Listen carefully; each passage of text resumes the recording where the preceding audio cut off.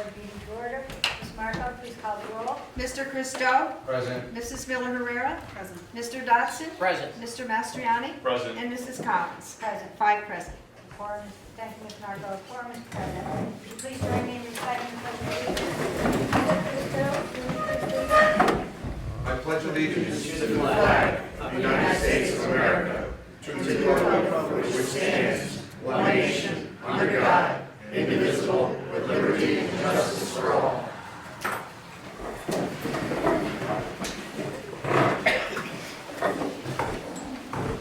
Tonight we have 3 public hearings on our agenda. So first, I'll go to the first public hearing. It's on map plan and report for sewer district number 2, extension 17, condos at Helderberg Meadows. And I believe we have a presentation, if you wouldn't mind telling us your name. Good evening. My name is Brett Steenberg. I'm the engineer for the applicant, Helderberg Meadows, LLC. Their proposal, you might recall some time ago, they received a PRD amendment from this board for the addition of what was called the Gianetti parcel, what we're calling the Gianetti parcel. During the process, even going back a little bit further, originally this portion of Helderberg Meadows was approved for 58 single-family homes. Single-family homes aren't selling quite as lucratively as condominiums. The condominiums that Helderberg Meadows have sold very well. We chose to change gears and do a condominium-style development, which actually, from an environmental standpoint, from a town standpoint, seemed like a win-win because all of the roads are private. They won't require maintenance for town facilities. Plus, it ended up reducing the amount of impacts on that parcel by about 50%. Eliminated all of the wetland impacts, eliminated all of the floodplain impacts. We were able to, scale things down, tighten things up, and for the 124 condominiums.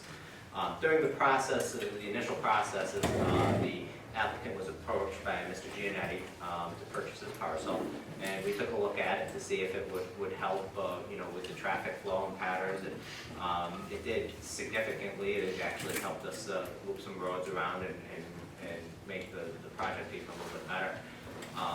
So they purchased the land, added it to the PRD. The main portion of the parcel at the time was included in extension 12 of District 2 for the sewer district extension. However, now we're here this evening because the small portion which you see hatched on the map below me here needs to be added into the district as well, the sewer district. That would be District Extension 17 for sewer district 2. We have had the map plan and report reviewed by both DEC and the town designated engineer. The town designated engineer did not have any comments on what we're proposing. I know there was some discussion on the type of pump stations. I did speak with Joe Lenaro as early as recent as this morning.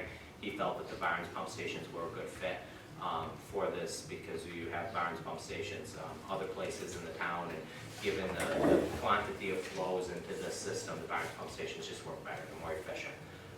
That pump station will be private. All of the sewer in this development will be private. It's just being injected into the town's force main, which runs through the district. Obviously, all of the costs for the improvements will be borne by the developer, and the taxes will be conveyed based on the district requirements. So this makes the entire project sewer. Yes. This does have a component to correct some of our collection sewer up near Sunrise. Yes, it does.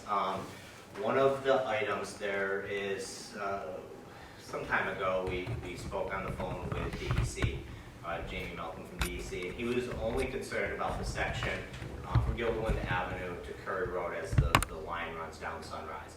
So his recommendation was to wait for some rain. When you get some I&I, pull the manholes, see if you have any issues. All of the manholes, I did it myself, pulled them. All of the manholes were good. We're running at about 50% capacity, which is in an 8-inch pipe. There's a lot of flow that can go through that additional 50%, except for one section right by the intersection of Vinewood. It's about a 50-foot section where it crosses under the road. I don't know why it's being inundated. in that manhole, but you can see that there's some historical backup. When I was there, the flow was flowing out the other end quite well, but coming into this end, I don't know if there's a bump in the pipe or not quite right, but our proposal is to excavate that pipe, remove it, replace it with a larger diameter pipe to basically alleviate any issues that are currently occurring and could potentially be exacerbated by the And that's a cost that's on the developer. That's a cost that's on the developer. What we're proposing in this report is that once all the approvals are obtained, the developer will mobilize their operations, and that'll be the first item of business, is to get that pipe replaced, because what we don't want to have, a developer without their approvals wouldn't go in and replace a pipe for a project that they're never going to build. Plus, we don't want to have to mobilize twice, because that does get expensive. So once they get mobilized on the site and get the contractor on board, they'll come in and replace that section of pipe and then continue on to the site work that kind of help them out. Any other questions from board members? Ms. Marco, is there anyone who signed up to speak? I just wanted to-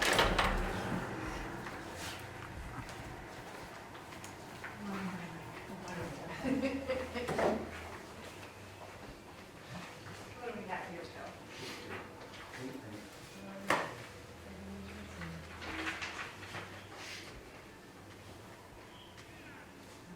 Doesn't look like it's for public hearings on here, it's just for other things. Okay. Then- You're not for public hearings. I'll ask the audience, is there anyone here that wants to speak about the Helderberg Meadows project, but forgot to sign up or didn't know that the sign-up sheet was here? Is there anyone who wants to speak on it? Any board members wish to speak and say anything else? Then I will entertain a motion to close the public hearing. I'll make it. Okay, motion by Mr. Christo, I'll second. second by Mr. Dodson, clerk will call the roll. Mr. Christo? Yes. Mrs. Miller Herrera? Yes. Mr. Dodson? Yes. Mr. Mastriani? Yes. And Mrs. Collins? Yes. 5 yes to close the public hearing. Okay, motion passed. Thank you very much. We appreciate your time this evening. Yes, thank you. Take care. Nice job, man. Thank you. Good to see you. Take care. Our second public hearing is on Water District Number 5, the Water System Improvement Project. I believe we're going to have Representative Rodney Judas run that.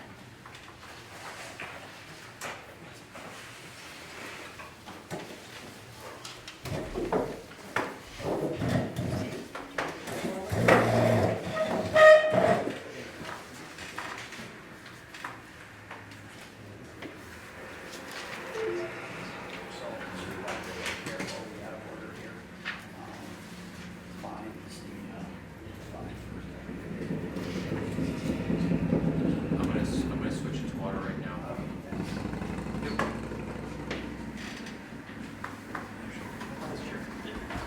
Putting the projector here is kind of weird. I don't want anybody to not be able to read it. So let's see if this helps any.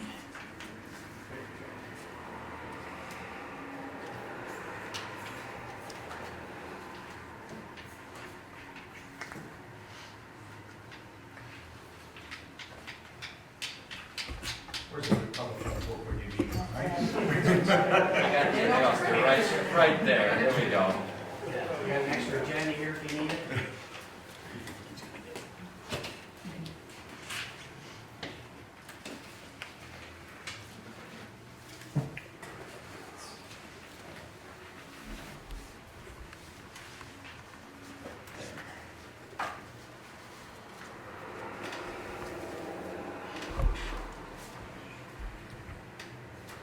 Roy, are there any handouts for this, and if not, is it going to be available so we can put it up on the town's website? Yes, I can get both of these available to put up on the town's website. Thank you. Can I ask a question? Where's that picture of? This is the Down well by field. the L&M Motel? Rice Road, Wellfield, yep. Over there, okay.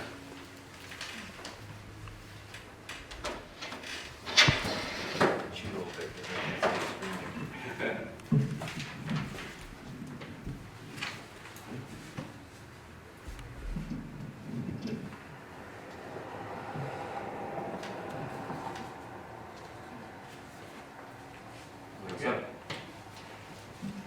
Good evening. My name is Roy Richardson with Barton and Judas.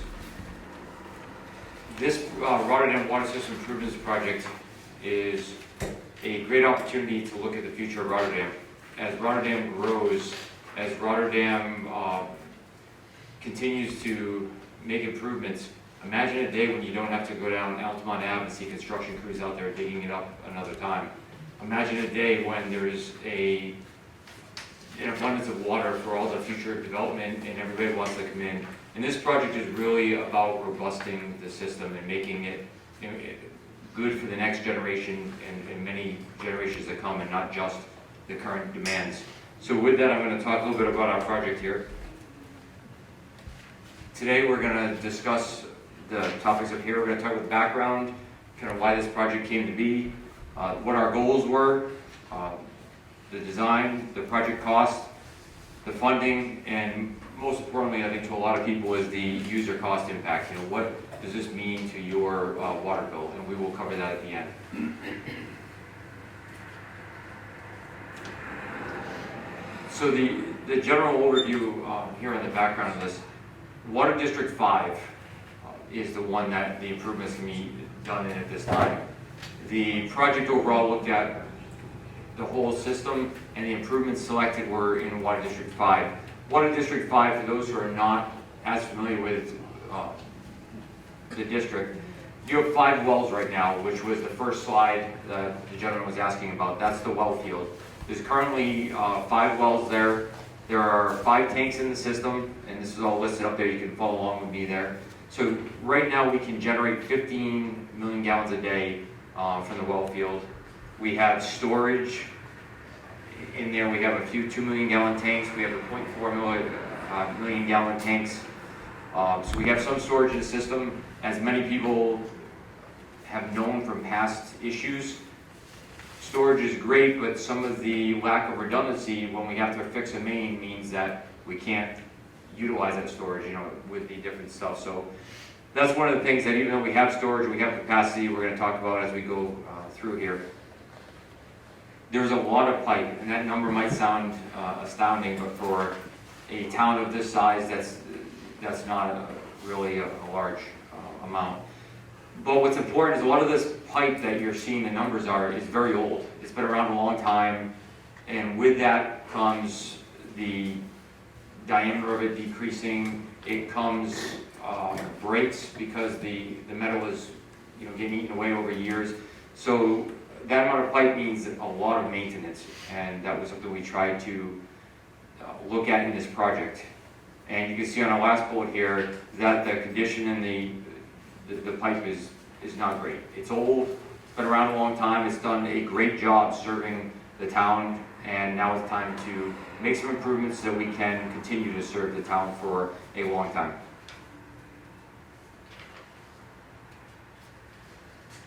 For those who aren't familiar, I just put this figure together. I want to walk you through some of the systems. I know you probably drive by a lot of this every day, but you may not know what it really is. So when we were talking about the well field, this is what that picture was up here. We've got the well field up here, a little zoomed in. This is what you saw on the first screen. And that's currently where all 5 wells are. You can see we called out the little circle with the T. This is where your tanks currently are.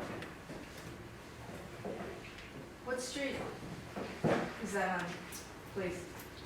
Okay, so we have right here is the Bernard tank right here. So I'm kind of going around the, That's over by. On the back end of the karate school that used to be next to my restaurant. Okay. 5 corners. so, oh, I can't have this damn thing, let's go over here. I gotta get around the speaker to put the pointer on for these other ones. So this is the Elizabeth Street one right here. Here's your Hamburg Street, your May Avenue tank, and the Hildeberg down the bottom here. Hildeberg Avenue there. And then you can see all around here, we've kind of outlined the district. This is the whole entire district. That's what this line is showing you which parts of the town are in this district. How far from the wellheads to Bernard Street, more or less in miles? Or how long is the pipe that goes from Bernard Street to the wellheads? Can you tell us that? Just an estimate. Yeah, I guess so, Matt. It's okay. Is that good? About 3.5 miles? So it's like around three. And that pipe could break at any time, right? Honestly, any pipe could break any time, you never know. Yeah. I mean, even newer pipes sometimes has breaks. Yeah, okay. Any pipe can break. So this is our district, just to kind of get us all on the same page so we know what we're talking about in the town. So the goals of this project, one of the first ones was to increase our capacity. So adding a 6th well with a well house and all that supports that will give us more available water so that as the town grows, we can support that. And that will help bring, development in. It'll help give everybody sufficient water for the long haul. And will give us redundancy so that if a well goes down, we have an extra well available too. It can still keep the capacity going. One of our other goals here was to reduce the restrictions. As I mentioned earlier, a lot of the pipe has, over the years, your inside's gonna be smaller from tuberculation and everything. When this pipe was put in the ground, we didn't have all the development that you see now. So, the water going through that pipe might not have been planned for what it's seeing now. So there's a bit of restriction with the smaller pipe, and we looked to see where we needed to increase that. So that restriction again results in higher pressures, and I believe Justin is here tonight. We know during the summertime that that main might see much higher pressures than it does in the wintertime, to the point where we're getting up to the rated design capacity or pressure rating of that pipe, which is around 150 psi. So not only is it old, it's being subjected to much higher pressure now because we put a lot more flow through it than what it was originally designed for 20 to 30 years ago, if not longer. Wasn't there a new well and building just assembled like a year ago? That would have been not a year ago, but that's well number 5, and that is correct. Yes, Okay. that's been online, Yeah. what, 2 years now? No, 3? a little bit more. So what is that well doing? Again, number 5 is there. We're looking at this number 6 because, wells 1, 2, and 3 have been pumped for decades, okay? Now, isn't the Schenectady wells right next to it? Yes. They're across the street. So you got all the wells in one area pumping all against each other? Okay, That's that correct. sounds smart. That's okay. That is correct. Well, the aquifer they all pump from has a large capacity. It can handle the wells. How much river comes up or down the pumps? One of the one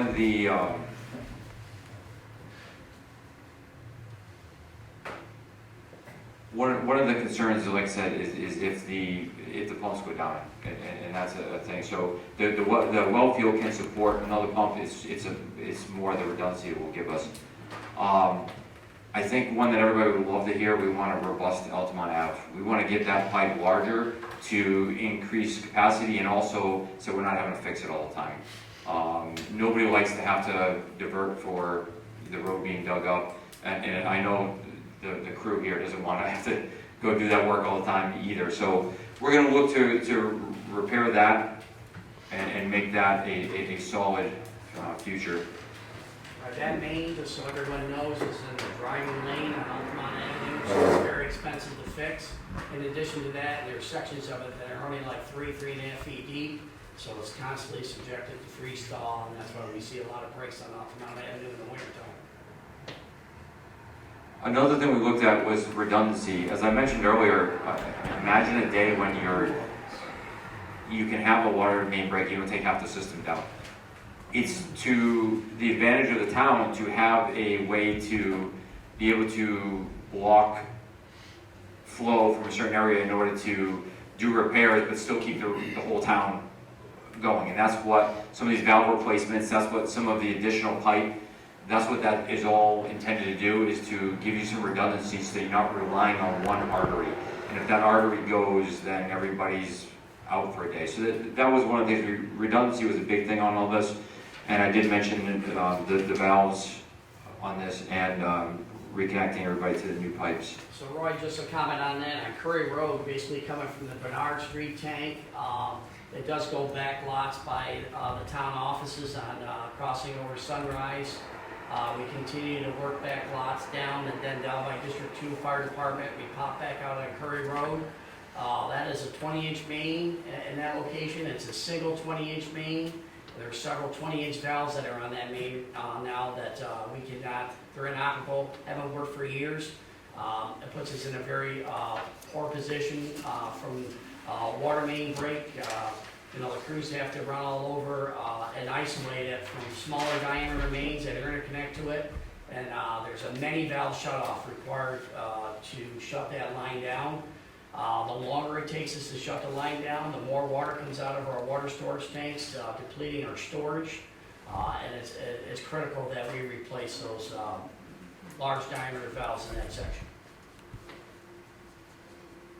And what Jack was talking about is right down here, you can see. And this will be available online, so you don't have to jot down I know there's a lot of things here. Let me back you up to how we got here, though. So we didn't just sit here and select roads at random. We worked with the town to look at where they've had a lot of breaks, where they've had a lot of water problems, pressure issues. We ran a hydraulic model, which is a computer simulation that allows us to see what the anticipated pressures are if we do this. If we increase flow here, if we change this pipe here, what's going to happen to the residents? And we did a lot of modeling on this, and we kind of tried to do a holistic look at this to come up with these recommended improvements. We also, in the preliminary engineering report we did, we had some additional improvements that are of lower priority. And once we came up with everything that was needed, we kind of worked with the town to rack and stack everything and see what the highest priorities are in here. And what you're seeing here are the high priority ones. So I've got a long list here, which one of the big ones is we need to increase the size. If we're going to put another well in, if we're going to draw more water, we need to be able to get that water places. So some of these that you'll see, these first few ones here, are really about increasing the capacity to get the water to two places. There's nothing worse than having a fire and meeting demand, you just can't get it there. So one of the things that was looked at on these main ones, you see a lot of the large diameter pipe, we got some 30, some 16s. It was really about getting the water and not creating bottlenecks. As Jack mentioned, we have the various valves that are here, because there are valves that we can go to turn and they turn, but they don't shut off. And that's something that we don't want.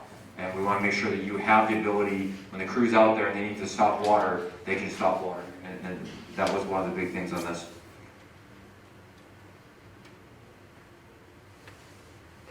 So I think this is I was just going to make one other point, and Justin, you can correct me. A number 6 well that's being proposed is, yes, indeed, to provide some more water for us, but it's also going to help with well number 3, which has been over pumped. We see some subsidence in that well. It's got a structure over it, and there's some foundation cracking and stuff that's occurring in that well from it being over pumped over the years. We see ultimately well number 6 taking off, potentially well number 3. And that's a good point, and for people that might say, we already have the wells, why don't we just keep pumping more? When you overtax a well long-term, it can cause a lot of problems, and sometimes that can be rehabilitated, a lot of times it can't. So that's one of the, as Jack was saying, that's one of the reasons, but I just want to give you a little more detail. This is the slide that I like, because I'm sure you saw the text, and everybody's kind of like, yeah, that's a lot to read, but this is a great graphic to show you what we're doing. Puts it all in perspective. So this is the same figure we were looking at before. You got Water District 5 out here, except for now we're putting in where these repairs are, and we're showing you the different pipes that are necessary. So we talked about coming out of the well field. So we talked about needing to go to larger diameter pipes. We talked about some of the Curry Road work, where there was, Jeff was mentioning the valves.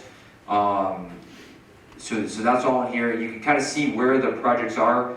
There is one to create redundancy to tie across the thruway and give us some redundancy in the system so that pipe goes down somewhere, it doesn't take everything down. So this is more of a graphic. To me, it's a little easier to understand than a whole list of streets. I hope it's the same for everybody else because we put it together. But no, I think this really shows us what we're doing. And a lot of this, when you look, I'm seeing a lot of 30, 24. Like I said, a lot of the big need is to upsize pipes because years ago when those small pipes were put in, they met demand. And now that we've increased demand, they're not doing it anymore. And that's one of the big things here. Yeah, I just wanted to put a plug in for the loop that goes between Halberg Avenue tank over to Carmen Road. We know when we did the painting of the May Avenue tank, it's a 2 million gallon tank. When that tank was taken offline, very difficult to meet peak hour demands and fire flows because we do not have a redundant loop over to our other 2 million gallon water storage tank that's at Helderberg. All the other storage that's there is much smaller. It's like 400,000 gallons. Certainly 400,000 gallons doesn't go very far. And those 2 million gallon tanks are our anchor tanks. Now we have to create that loop. So again, the Helderberg Avenue tank will need to be painted at some point in time. With that loop made, that can be taken offline, and now the May Avenue tank will have a nice loop, looping everything back from Curry Road to Altamont Avenue and back into the system. Thank you, and Jack brings up a good point. Like I mentioned earlier, this is all about looking to the future, and this gives us all more capabilities for many things, between the tanks, between redundancy, there's a whole bunch of things. So this is really a holistic look at the future to set Rotterdam up for the long haul. Let me get to the part that I think everybody always wants to see, is what the costs are. So the entire project here is $33.9 million. I know that sounds like a big number. I'm going to break it down in a few slides to kind of show you how that impacts you directly. $33.9 million will be spent, but that will break down to a smaller amount for every person. How do we get to that point here is important. One thing that we did with the town here was to apply for funding. And there's a grant funding program called the Water Infrastructure Improvements Act, WIA. You might hear it often. And that can give us up to $5 million in grant. Now, grant's a great thing because we don't pay back. It's not a loan. It's I don't want to say free money, but it's available money that we don't have to pay back. And that will significantly help if we get the more assistance we can get from the state between grant, between low interest rate loans. That helps make it more economical to pay for the project. So you can see we just applied in September, and the Drinking Water State Revolving Fund is the loan program that goes along with the WIA is the grant and the DWSRF is the loan. Roy, trying Yes. to mention too that an application I believe was submitted in April to Congressman Taco as part of a federal program for Altamont Avenue. I have the grant that was submitted here, and I believe that was for roughly $10 million.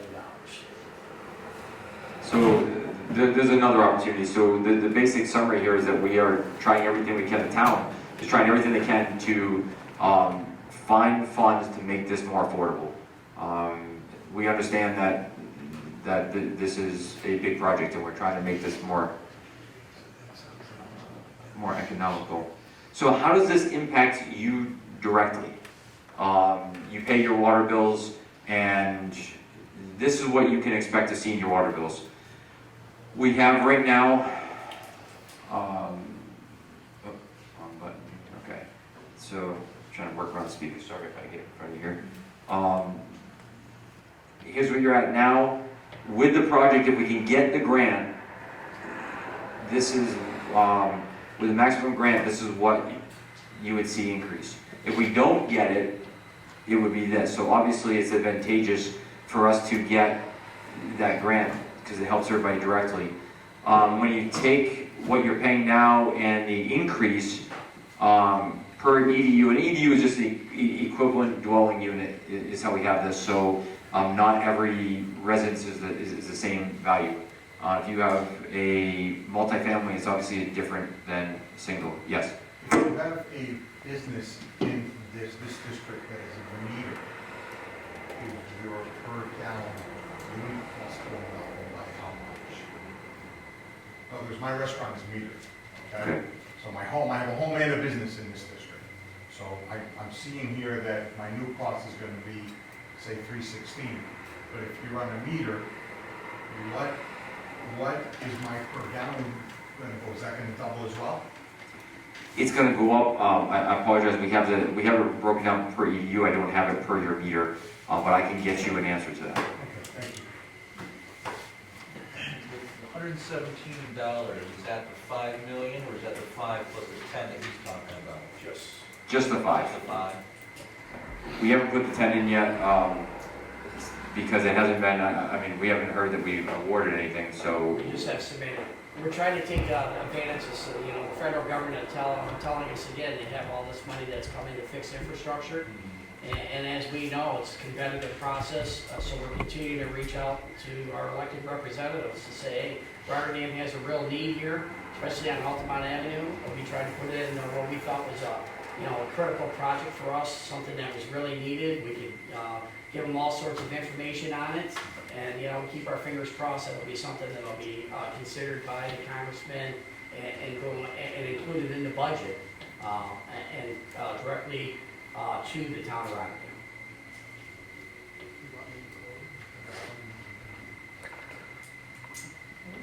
My next slide is just the question slide, so I'm gonna leave this up here, if anybody wants to keep looking at it, but are there other questions that? Roy, I was just gonna make a comment Yes. that, again, from the public standpoint, we did not want to load it up with grant that we were not confident.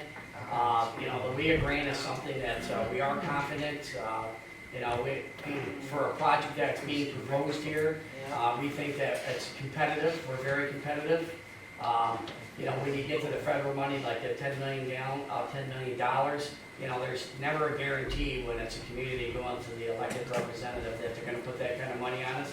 Plus, it would significantly lower that amount, which I don't think would be a realistic number to give to the residents of our town. It would make it artificially low, and from a transparency standpoint, we didn't want to do that. If we get it, you'll hear in the newspaper, we got $10 million, and it will directly impact that number.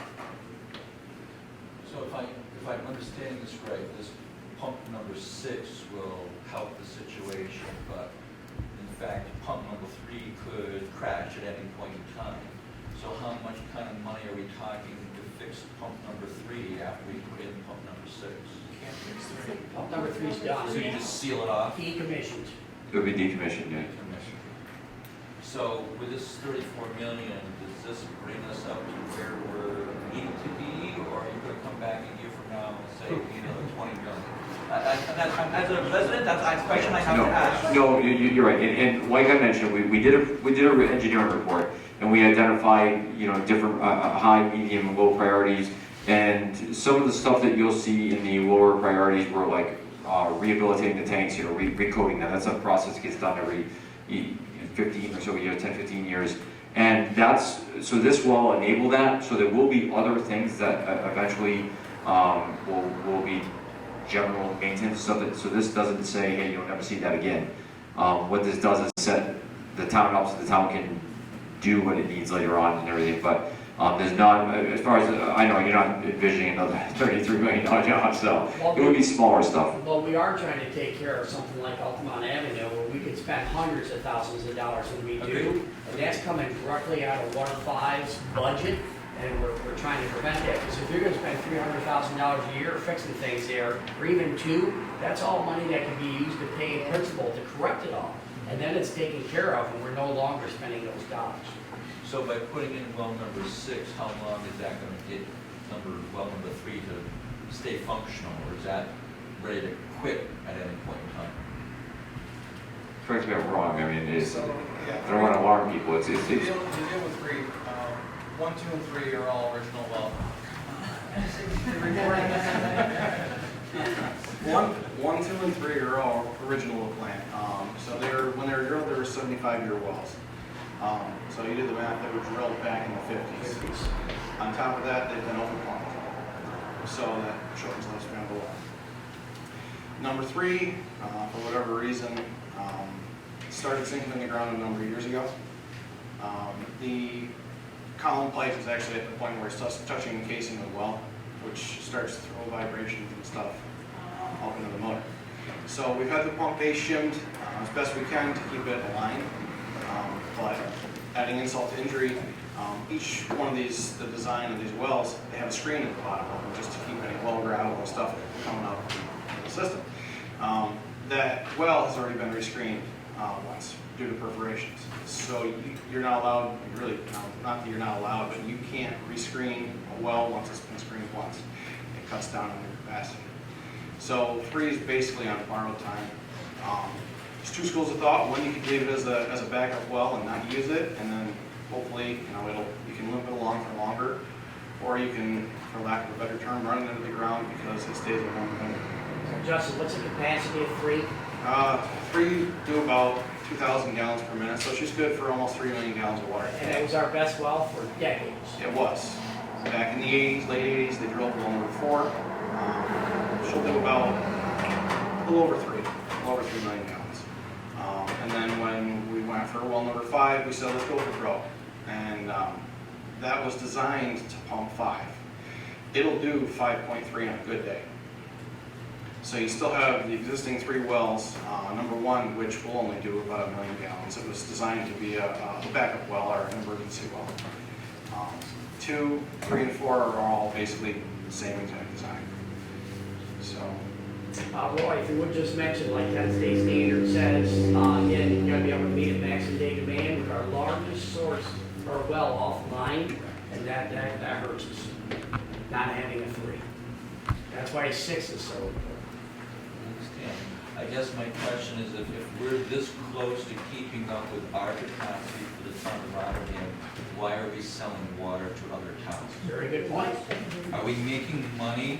Is that sale doing anything to reimburse us for these costs or anything like that? That's And something- can we get out of that? It's something that's being evaluated, and if you guys remember, we had some public information meetings a couple months ago.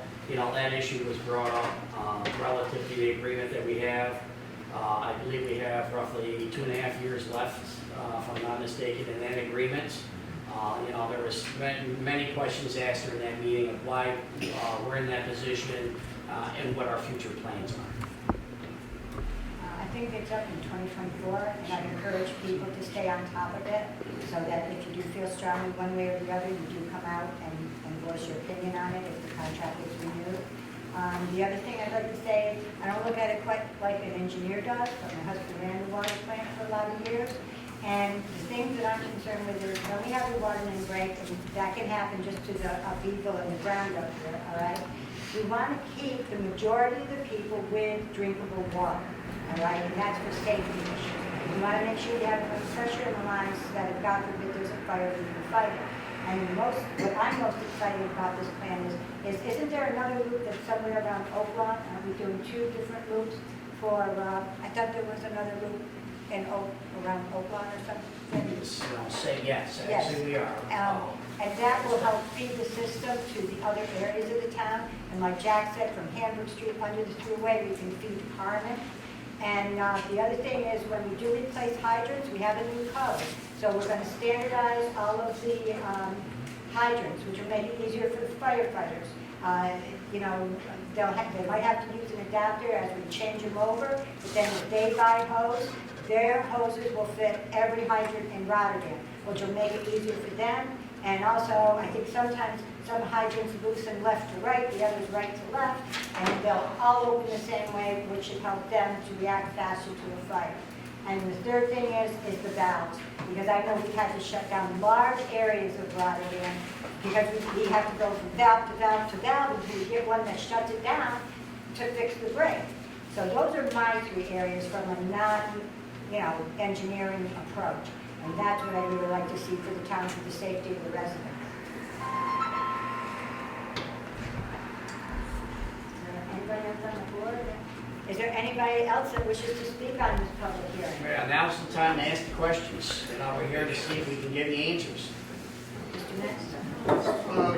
What is the thinking of scheduling this? in a general sense. That's number one. So schedule. The other thing is, if we're going for funding, is there some things, like you're talking about the fire hydrants that can be taken out of context and sent to the government as an emergency situation by showing the problem that we have in Rotterdam, a different one to the right, one to the left, whatever, okay? I think that should be emphasized as a separate issue right now. That's something, there might be funding, something in the federal level or state level, in addition to what they have and we're seeking. But this could be in addition to. I feel that is an emergency thing, that there might be funding for that.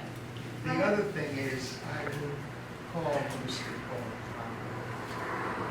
Yes, I know him personally. I'm not trying to brag. It just turns out that my wife, she rest in peace, taught him in Amsterdam, and we became very friendly and acquainted.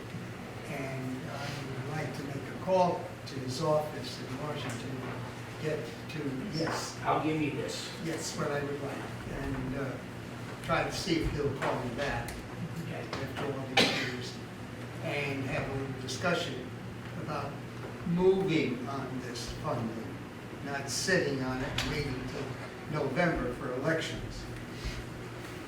I'd like him to move on it now. We'll take it as part of the election if he awards it to us. Okay. The more people that reach out to, that helps as well. Yes. Yeah, well, I'm just saying it publicly now, so we'll deal with this after the meeting. Thank you. Good job in the back. Mr. Peter, My apologies, I got here a little late. Did I miss, was there anything mentioned about metering, or how does metering tie into this project, or does it not tie into it? We don't have at all? metering as part of this project. It is, okay. That is not on the docket for this project. And Joe, really, the emphasis again to the Department of Health and the DEC is that we have some critical issues here that we believe supersede any requirement for metering. You know, our conversation with the regulatory people have been that, hey, we need to get water from our source to our tap. We can't get water from our source to the tap. What are we metering? So the dollar spent on taking care of what we consider some critical infrastructure repairs, in our mind, far exceeds regulatory requirement, and we know it's there relative to metering. I just really have just more general layman type questions. So some very valid points have been made, in particular to these valves. So usually we get to a point, some point in society with a regulation. So our valves, are they up to date with any regulations where they have to comply to a certain, like they have to be a certain size and they turn this way? How outdated is our system? Is there anything set, like a standard? Just curious. I'm sorry? The big things, they don't work, and that's the concern, not so much where they turn the wrong way, whatever. They just don't get water Well, when we need them to. and the only reason why I'm asking is because if there is something, this would put a little bit more of a point on that, one, they're not working, and they're not even up to a standard, like you have codes with electricity. So if you have water, that's so important for clean water, for residential and business and et cetera, if it's not even up to a standard set like you would have an electrical code. So I have that. I completely understand redundancy. So we don't have any really right now. When something goes down, it's just bottlenecked everything. Something might pop later on or later, you know, however that's shifted. So we have two paths of redundancy or just the one right now? I didn't quite, when I was listening to the presentation, you got one loop and then another loop going somewhere else to put some redundancy in the system? Correct. So like we mentioned let's go back to look at that. The big one here is connecting the Carmen Road, Yep. the loop here, and then, correct me if I'm wrong, Jack, do you have another loop Yes. on this side? So the other thing that we're trying to address is our source loop. We have roughly, I'm going to say partial 24 inch and a 20 inch main that come out of our sources. extremely antiquated mains. Yeah. And as part of this project, we're trying to improve the 20 to a 30. So we have a new main coming up the hill to tie into some of the road improvements that were done in the previous administration. So we're piecemealing sections That's right, I'm together. curious to see these. At this point in time, knowing that the mains that are down at the water source are at the lowest elevation in the system and at the highest pressure. So we don't need a blowout down there at the main because that's the critical service coming to us. We know we can't fund both of those mains at the same time. So we've looked at the one that's the oldest of the two that we believe has significant leaks in it. Not to mention that it's antiquated and it's getting near its design rated pressure. We're going to try to tackle that now because that's a hard one to do. And, you know, that's a major part of this money that we're trying to fund. Is there any other questions? Are there any others? Go ahead. How will this affect our ability to consolidate our water districts under now cost? So I'm going to field that one. So just so we, when we're talking water districts, you know, keep in mind that water district number 5 is up on the top of the hill. Water districts 3 and 4 are down in the junction. Again, I go back to a couple months ago, there were some conversations relative to down here in water districts 3 and 4 and how we could potentially look at a consolidation so that the residents down here see the same O&M costs that roughly we see up on top of the hill. You know, that roughly 157.89. I think it's in the slides here. It's 158. We know down here that the cost of water is in the $8 to $1,200 range. And one of the things that you don't see in here of the improvements is there's $34 million going into water district number 5. The people in the junction need to realize, again, that if there were consolidation in the district, that you're potentially looking at picking up some of that cost associated with debt service, not to mention your own debt service. Where the play is, though, is you guys are paying close to $600 for O&M. And one of the things that we're doing in light of the meeting that we had down here is we're coming into the budget season. And at this point in time, we're looking at water districts 3 and 4 to determine why your O&M costs are so disproportionately high compared to water district number 5. And that's currently being evaluated. You know, our goal is to reduce the O&M costs for districts 3. Operation and maintenance. Thank you. So, you know, you have an operation and maintenance budget and debt service. Debt service in the junction right now, and water district number 3, which is mainly the junction, is for a tank that was installed over 10 years ago. Water district number 4, we're getting closer to the thruway. That district has $443 in debt service associated with that extension. So the people in District 4 are paying for the tank, they're paying for their extension, plus they're paying O&M charge, which gets their bill up in the $1,200 to $1,300 range. So what we're trying to, we can't do a lot about debt service. Debt service is, for special districts, always going to be assigned to that district. But the only play that we have is in the O&M charge, and people that live down here, in my mind, have seen this roller coaster of O&M charges that, you know, a few years ago were in the 400, you know, then it went to 600. And in looking at the budget, we don't really see anything that was done down here that would increase that O&M charge, other than we use water district number 5 staff for water districts number 3 and 4. So we're looking at the calculus of, you know, how are they assigning the cost between water district number 5 and our labor to water districts number 3 and 4. And you know, obviously we're seeing some things that, you know, we think could be changed. And that'll come out in the budget process here in September and October. Okay.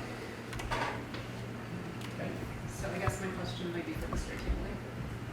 Will it affect our ability to consolidate and move forward? Because a lot of the improvements we're making here will also need to be made in the junction. As I sit here, I don't know the answer to that. I can get you an answer, but as I sit here, I'm not going to venture a guess.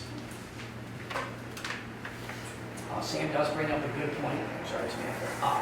Councilwoman Miller Herrera brings up a good point. Is we know there's improvements that are needed down here. We heard loud and clear at the meeting we were at in May relative to needs that are down here. You know, on Main Street, we have 2 mains that we know one can be taken out of service, but I think the majority was the side street mains that are small diameter, galvanized. And there's going to be a plan to replace those side street mains off your what I consider your larger diameter main on 5S. We also know that there's improvements that need to be made up at the tank site relative to the pipeline that comes out of there to improve fire flows in the system. They need to be addressed in a report specifically for your special districts 3 and 4. You know, once that's done, we'd be in a better position relative to evaluating a consolidation, because we'll know true cost between 5, 3, and 4 relative to debt service, and then it's the O&M is the one that I think where there's a potential for you know, much lower rate in 3 and 4 with a consolidation that's being mentioned right now. Okay. Any other questions or comments? Is this gonna be on the website? Yes. Yes, we'll make this Because available for the website. I know you tried hard, I can't read, I can only read like legend and especially on all those little, on the maps and the. No, we'll definitely make it available. The other announcement is we plan to do this same meeting in 2 weeks after our 28th meeting in September at Town Hall. Again, for the residents that are on top of the hill, so they get an appreciation for what we're trying to do. Just another question, so, the funding part, I understand, you know, there's costs and it needs to be passed along, and there's a need, so like that, I get it. How long, to pay back that service to the resident? 30 years. Yeah, you're looking at a 30-year on this using the funding we're looking at. So Roy, if you would just mention that we did put in the WIA application, a requirement in the WIA is if the funding agency is going to give you a grant, they expect that you're going to be somewhat shovel ready. What does that mean for them? That we've done all the environmental work for this project, which has been done. In addition to that, hold a public hearing, which obviously we're doing tonight. And then last but not least, provide them with a bond resolution, okay, that says that you're committed to doing a project like this if we give you that kind of grant money. And that's also for tonight's meeting. If you go under the application websites, and the consultants are here and they'll tell you, you go to the first page, it says, do you have these items? If you do not have these items, do not proceed, okay, because they're not going to fund you. So we're trying to make the effort tonight is to get through the public hearing, approve the bond resolution so that we're in a position to obtain grant money in the WIA program. Water Infrastructure Improvement Act is what it is. And it is a well-funded program to do infrastructure improvements, which we're proposing to do. If you're gonna go for the 34 million bonding and say this 10 million grant comes through, that $10 million is basically money that towards something.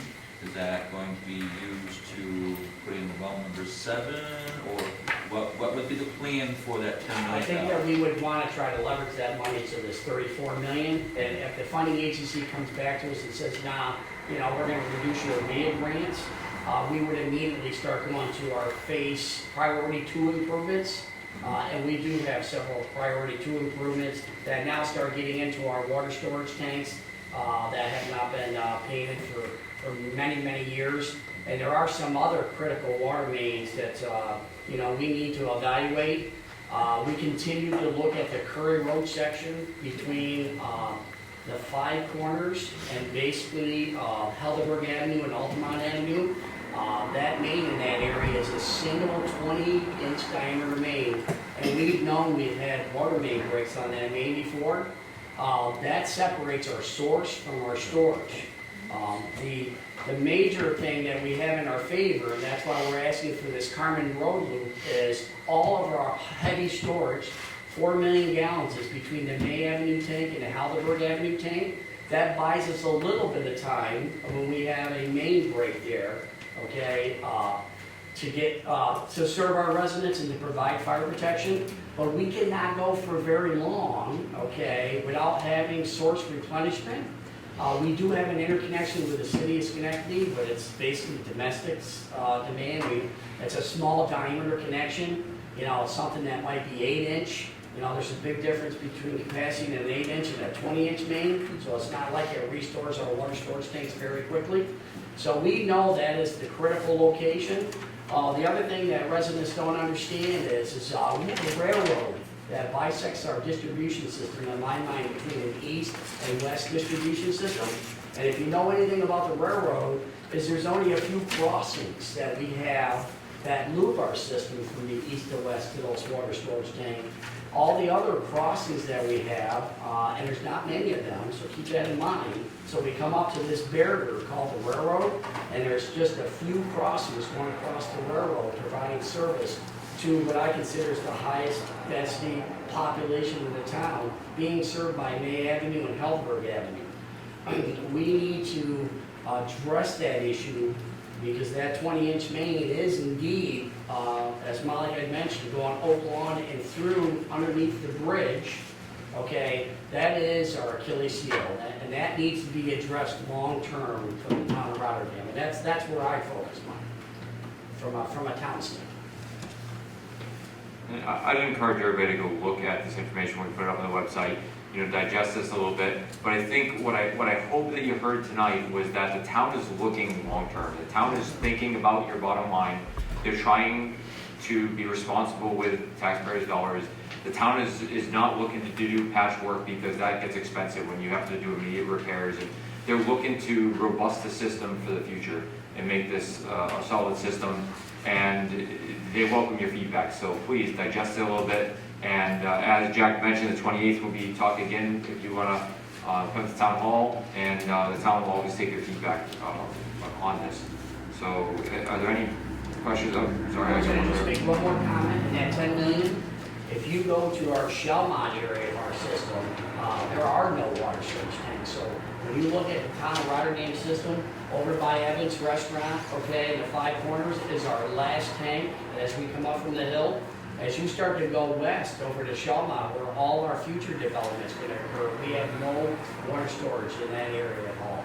So that is something that is in this master plan that was developed in a report, and I think that's going to also come in as a secondary, not urgent, like this 34, but definitely a secondary improvement that we need to look at, and it falls in really good with the updated comprehensive plan that we are recently completing, and I believe that's on the 28th meeting coming up, is our public hearing for our comp plan. When we talked thoroughness on this, that was all modeled. There was multiple sites that were evaluated. That was a previous evaluation that was done to come up with a Shellmont tank. So that's been, everything here has been thought out. I believe you had something for me. Yes. There'll be a grants. Yes. The amount that they give in the grant, is that scaled based on the overall cost of the project? For example, if this were a $20 million project instead of 30+ million, would we still be eligible for the $5 million that we're requesting? Yes, so it's 5 million or 60%. So if you have a smaller project, you would get 60% of the cost up to the $5 million. But with the cost of this one, you're obviously eligible for the full 5 million. So anything over 8.888 million, you qualify for the 5 million. I like how you brought that to multiple decimal points. I think you have a question over here. You said we don't have no storage tanks in the Shellmont school area. Now, what kind of impact does all these have that's on Five Corners as far as the water supply is concerned? Yeah, so all these we would consider as they have domestic demand there, and pretty minor relative to employees' bathrooms and stuff. That intersection that's all there, when all those buildings have a significant fire flow, and that's the beauty of having that water storage tank there, because if you did have a fire in that area, obviously you got a 400,000 gallon tank right there to provide fire protection. But keep in mind, in a fire, It's based on duration, the time, you know, if you look at 60 minutes, 120 minutes, that tank is sized for that area. The other nice thing about it is we can bring source water up from down below because we pump at such a high volume. We almost pump a fire flow volume. So we can reinforce that area with water from our source in a fire. So all these is really just very minimal relative to the domestic side of our supply. Yes. I guess this is another Mr. Teeman question. In terms of bonding, is there a maximum amount we are able to bond overall as a municipality or a special district? And if so, are we heading in a direction where we will be able to bond for water repairs in other districts? I believe there are bonding limits. I don't know what they are for the town of Rotterdam. That would be a bond council question. I don't know. Actually, we can answer that question. We are required, and either you two can confirm with me, as part of the application, they ask us to do what our bonding limit is. And if I recall correctly, our bonding right now that we have is around 3.8% or so used. Our bonding capacity that was available was like 92, around 91, 92% available. Keep in mind in bonding, we can ask for exemptions like in wastewater to have that taking off our bonding as well because it's special district funding. But based on the calculations that have been provided, the nice thing about the town of Rotterdam is from a bonding standpoint, we are relatively low in our special districts. That answers your question. Yeah, so I can show you what that is on there if you want to keep going. It's almost the last page. Yeah. Yeah, keep going. Is that the sign? Yeah, let's go back a little bit. Yeah, let's go back. Calculate. Okay, are there, on the computer, are there any other questions, There. any other statements? Does anybody else want to ask anything? And Megan, there's nobody on Zoom? Yes, that's all ours. Yeah, that's anything, no. Just give this up. Ms. Miller, I want to give you time. Are there any other questions you can have before I close the public hearing? Right. I'll entertain a motion to close the public hearing number 2 on water system improvements for district number 5. I'll make that motion. Motion by Mr. Dodson. Do I have a second? I'll second it. Second by Mr. Mastriani. Ms. Michael, will you please call the roll? Mr. Christo? Yes. Mrs. Miller Guerrero? Yes. Mr. Dodson? Yes. Mr. Mastriani? Yes. And Mrs. Collins? Yes. 5 yes to close the public hearing. Right, and our last public hearing is public hearing on sewer district number 2, wastewater treatment plant improvement project. And again, we'll have a presentation.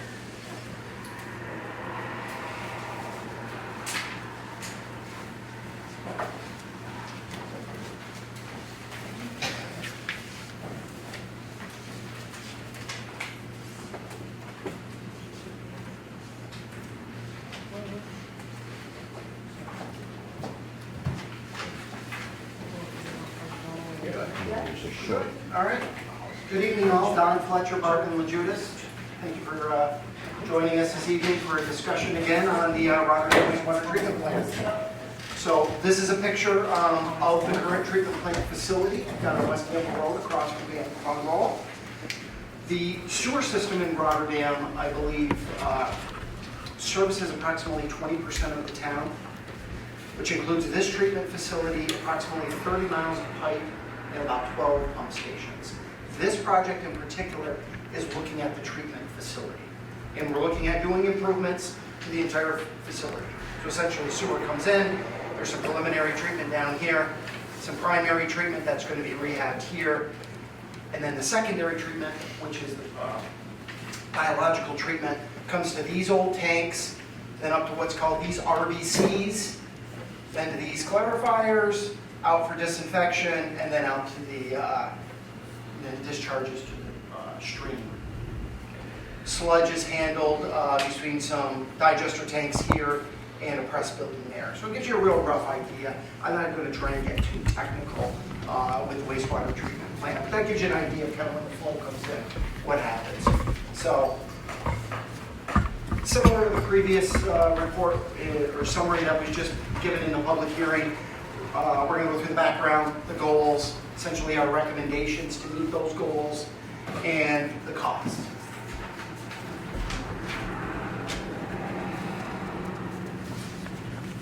The system, two primary things, right? The system is old, right? The treatment plant is old, and to be able to meet future capacity and future needs of the town where the current system is, it needs to be expanded and updated at the treatment plant. I mean, it really, in simple terms, that's what it is. That picture right there, which is the rock media trickling filter, is from the 1940s. The plant was built in the 1940s. It was upgraded in 81, upgraded in 96, and a very small upgrade in 2019. The 2019 upgrade improvements were pretty well going to be keeping intact when we look to move forward. So as we notice here, some of the equipment is still the original infrastructure. As I said, it's been repaired, it's been Band-Aid, but it's still actually original. So when you're looking at trying to get the capacity for the growth we're talking in some areas, it's a very old system, it's antiquated treatment processes. So you're really looking at bringing this up into today's technology standards for safety and, for accommodation. Safety of service to the public, as well as safety for the workers who work there due to some of the age of the equipment. As was noted earlier during the agenda meeting, the preliminary engineering report, we did one originally in September of 2020. We've sought and received some funding from federal representatives since then. But in the meantime, especially with everything that's raged with inflation, supply chain issues, lack of labor, lack of materials, we really looking again at the report, dove a little deeper into some of the preliminary design to better understand, some of the condition of some of the equipment. And as was noted earlier, there was a bond resolution done previously for about $16.85 million, and what's on as a resolution tonight is for a overall $20 million project. So it's a 3.15 bond to go with the 16.85. So as I said earlier, we were looking at increasing some capacity. Currently, right now, the permitted capacity at the treatment plant is about 1.5 million gallons a day. It sees on a monthly average about 1 million gallons a day. A real concern at the plant is it really can't push through the 1.5 million gallons a day and effectively treat it. So even though you're permitted to do that, you really can't do that. You're at one, you have about 150,000 gallons a day of approved projects. You're considering sewer district 16, that's another 150,000 gallons. And then with some general growth we had shown in the areas, exit 25A, some other areas, that's around 450,000 gallons a day. So what we really looked at was going with the permitted capacity from 1.5 million gallons a day to 1.8 million gallons a day. And again, the secondary part that goes with it is improving performance, saving money, becoming energy efficiency, being health and safety for residents and the workers. And there's been 3 exceedances of solids in the last 2 years and numerous violations with disinfection at the plant. Don, just so the public understands, what does that mean? We have a species permit, right? Effluent requirements that we have to meet. That's right. And we're monitored on a daily, a weekly, monthly basis by the DC with reports that are submitted. And of course, we have an excursion of where we're exceeding permit limits. That water is being discharged to Mohawk River. That's in right. violation of the species permit. So what are the recommendations? We did 3 alternatives. We looked at 3 different things. We looked at in-kind repairs, and if we stayed at the 1.5 million gallons a day, what would that be? That was somewhere around a $15 million project. We also looked at trying to rehab and go up to 1.8, but not really go into today's technology, so to speak, and that was somewhere in the $17.5 to $18 million range. And then the project we're recommending, which is going to the 1.8 MGD, and really bringing the technology and equipment up to today's standards, and that's the $20 million project. So it really starts with the pipe coming in, the trunk sewer. A lot of it is back lot, meaning it's not along a lot of the roads. There was a significant failure in that probably 5-6 years ago, I believe. And that was done under emergency conditions, which was a common theme we heard in the earlier presentation. That was done All the rest of the pipe still needs to be done. We've tried to do some preliminary work where we push, basically, it's a camera through the pipe to take a look to see what it shows. And in a lot of it, we can't even push the camera through the pipe. Why is that? 'Cause It it's is got roots? so full of roots from trees that are growing above the pipe, and it's getting in through the joints. There's sediment that's laid in that pipe from decades, from the 40s, because I don't think that trunk sewer's, quite frankly, been cleaned out in probably decades. So what we've really seen is the capacity in that pipe is really, really minimal. Really minimal.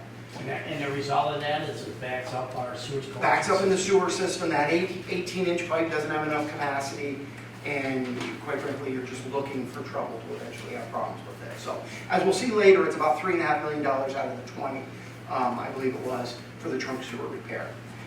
And then, as I noted earlier when I walked around the photo, we were going to rehabilitate some of the preliminary treatment. That's some of the work that was approved by the board in 2019, removing grit and screening out some of the larger things, floatables as they call them, that come down the sewage pipe. Rehabilitate the primary treatment clarifiers, redo all the, as we call it, the guts of the tanks, redo the tanks, clean up the concrete, redo all the metals, redo all the flakes and fans. The tank we showed earlier, the round tanks, the trickling filters, those would be replaced with what's called a sequencing batch reactor. It's today's technology, essentially, to be able to treat this efficiently. We rehabilitate the disinfection system at the end and do some work on the solids processing and install a use case system. So those were the recommendations of that. So without getting into all of it, the pictures are always hard to read. Essentially what we're seeing here is there was those RBCs up here in the earlier photo and these big trickling filters from the 40s. Those would go away, and this is a big grass area in the middle, and we would put 4 tanks in here for those SBRs. Really, the majority of everything else is replacing things in kind over at this building, this tank, redoing some tanks up in here to repurpose them. We would eventually look at putting a new building up here, eventually if needed for some of the equipment. So, generally speaking, that's what we're looking at when it comes to that in terms of layout. Get into the cost. Again, we talked about updating it, $20 million. $16 million of it is the wastewater treatment plant. About $3.5 million is the trunk sewer we talked about earlier, and about $500,000 of collection system equipment that would further help the staff with cleaning the system, evaluating the system, being able to work on all the pipe systems of the 30 miles in the town. What have we done today? Talking about project funding. As we noted from the 2020 report, we've already went out looking for funding. Congressman Tonko, we were able to receive from round 1 of the new congressional earmarks, the STAG grants, a $960,000 award, which comes with a 20% match. That was awarded in June of 2021. The town's been in contact recently, I believe, with the EPA, who will be administering that program across the United States. It's a new program at the federal level, so they're clearly still working out all the paperwork, and we'll call it the bugs of the program. Similar to the previous presentation, we're looking at the WIA. What's different is it's a 25% of the project, not 60 as was noted for drinking water. So we're looking at about $4.8 million for that. Then we look at a low interest loan for the remainder. So the 14.3,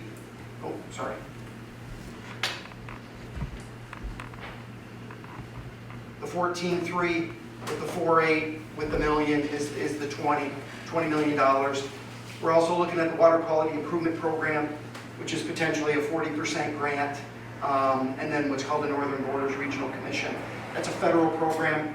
So the water quality improvement grant, that's state level, and Northern Borders is federal. Northern Borders usually does about $500,000 type grants, maybe up to $1 million is more of their traditional size of grant. So we're looking at potentially those grant applications in Don, just for clarification on Northern Borders, we did submit, we made it through the second round in 2022 on that, and Yes. we did not receive that grant. That's right. Again, we're going to resubmit it for 2023 and hope that we can move up on That's right. the scoring. Final slide, similar to before.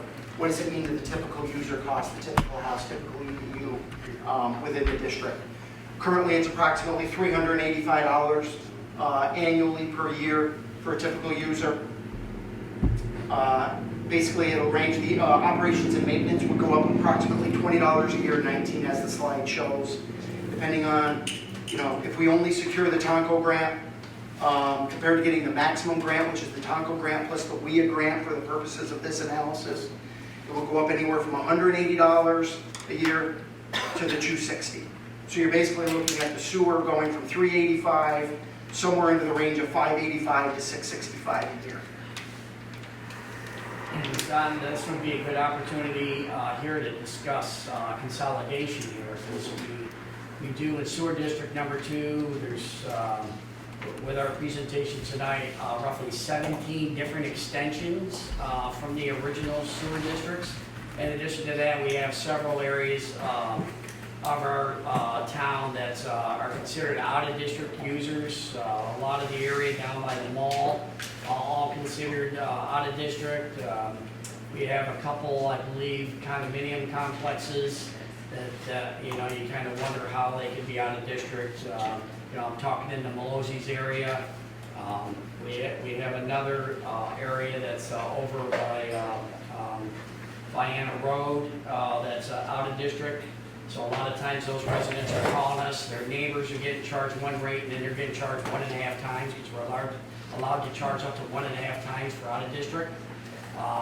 So similar to the conversation that Samantha brought up about consolidation, we're really seeing the sewer district a need to consolidate those districts to bring everyone together on the same level, same par. The beauty of doing that is we have very little debt service associated with any of those districts.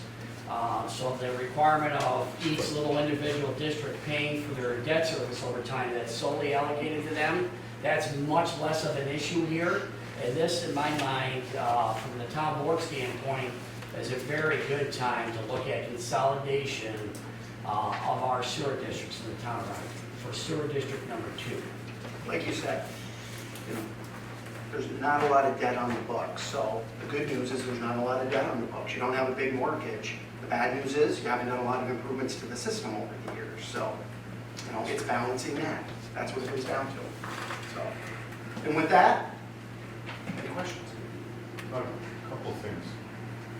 You did the study in 2020 that we based on 16.8 million. Yep. Have the project goals pretty much remained the same? For the most part, the goals have all remained the same. Here's what I'm asking. I'm curious, and it's important to me, if the increase in cost is strictly inflationary, or have we gone from ordering the Buick to ordering the Cadillac, and is the Buick good enough to get us from point? No, I really believe it's more supply chain, it's more inflation. It really is.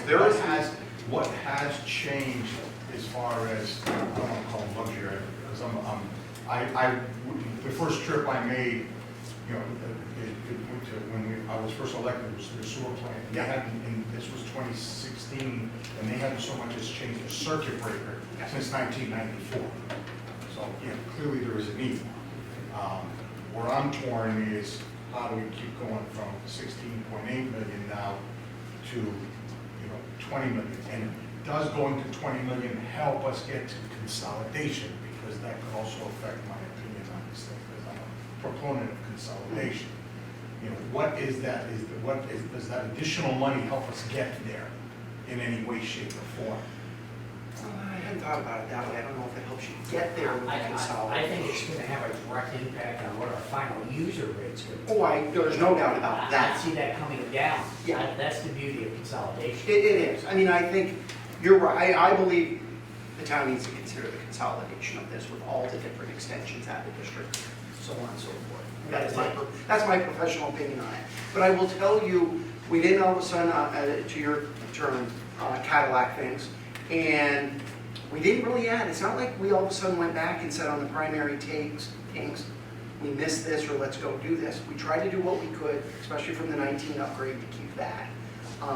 But really, when you're looking at the prices right now, about the price of a yard of concrete and buying pipe and buying equipment is just, it's through the roof. Could you just address for Evan, obviously you did those numbers that were based on 18, 19, 20 construction numbers, and what those numbers are in 2022 after COVID, and the kind of bid numbers that you guys are seeing on these projects, the increase, the significant increase in bidding. We're just seeing it everywhere. I mean, there's jobs that we've bid that are more, your earlier presentation on pipeline, that unfortunately, some people have decided not to move forward, at this time, waiting for it to come down, because jobs that were pre-COVID were 2.5 million, come in at 4 million. And oh, by the way, the material will be here next July if you order it today. And who knows even where the price could go then. I mean, it's unprecedented. We never did anything as far as trying to put any of this out to bid when we approved the 16.85 million. We did not, because we were putting the plan of finance together, where to go get all the money. We did not look to bid anything at that time, and we had not fully designed everything, which it's still not fully designed. But yeah, just the price of material in particular, labor shortage is not helping, but I think it's particularly material side. I mean, we are getting material quotes now, which I've never seen in my 30 years of business, that basically says, you can hire me to give you the material, right, to provide you the material. I will tell you when I'm going to give it to you, and I'm going to tell you what the cost is when I'm getting ready to deliver it. How does that work with municipal purchasing? How does that work with municipal purchasing? Exactly. You mentioned a little bit of electrical as well, and we're actually seeing electrical numbers double. Easily double. Don't forget the transportation costs on that. That's right. When you did the original, idea that it was bonded for 16+ million, did that include the main sewer line trunk too? It did. It did. We've upped the number based on what we just talked about, but it did include that. Right, you've done some TVing of that. We have. Better understanding. Well, if anything, it does look worse. Well, again, my questions are based on this. I've always been a proponent of, and I used this term before, migration path engineering, where you build it so you grow into it, not grow out of it. Yeah. What needs to be done now? What can we budget for in future budgets and stay on course to continue to build and improve? So, we went from 16.8 to 20 million. We're also looking at another proposal for 34 million, which, is a staggering number. But you feel confident that as far as the sewer project that you just discussed, yes, it's 90% inflationary? Yes. Now's the time to ask questions.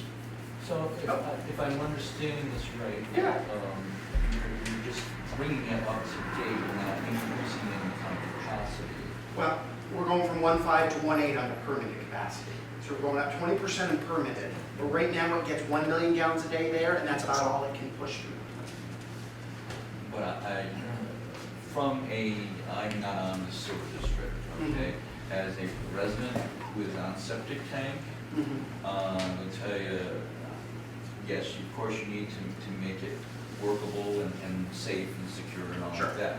But as a resident who's on septic tanks, I have no intentions of hooking up to a sewer system. $600 a year for sewer is outrageous. Been on sewers for 60 septic tanks for 60 some odd years, and you can put in a dry well or a leach field for a lot less than $600 a year. So Don, do you want to explain the difference between why, up in our area we have sewers versus, I'm on a septic. Yeah, the septic, a lot of it depends obviously on the location you're in, where Rotterdam sand, to be able to be fortunate if you are, and I think that's part of the reason it's 20% of the system is sewered, right? Versus, like the water system, which is everybody. But you look at elsewhere, it's $1,200 a year. $600 is below the state average threshold, the comptroller's threshold.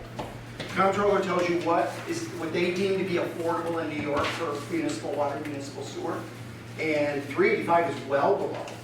And getting into $585 to $665 is still well below what the comptroller believes. They're the numbers for municipal sewer. And I think you have to remember, again, I'm not 100% sure, and tell me if I'm wrong, but years and years ago, okay, when my mother was born in Rotterdam in 25, they shifted borders between the city of Schenectady and Rotterdam.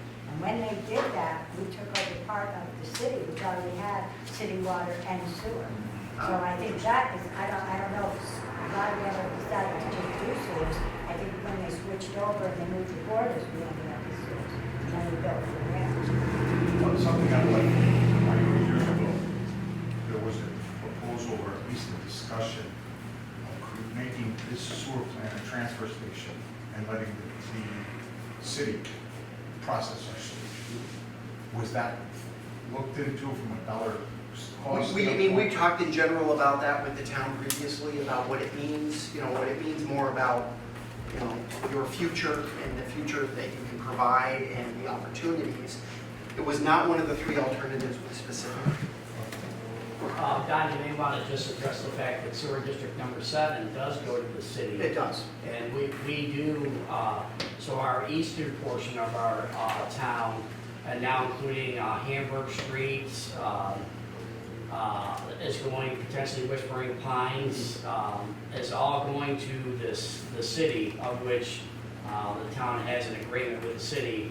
Obviously, going to the city is out of our control. The city dictates the cost that we pay, the cost that's included in the rate for any upgrades that they do in any of the cities, pump stations, collection system, and the treatment plant, all is in that rate.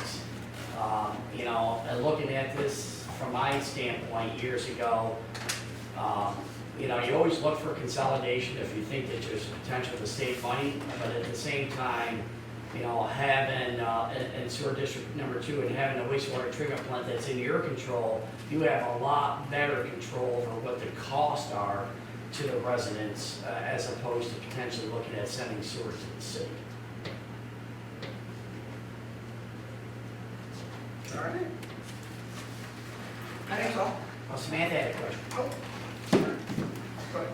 When this was originally presented, it was presented as a free alternative price point option, if I remember correctly. It was maybe it was a $6 million, a $9 million, and a $16 million project.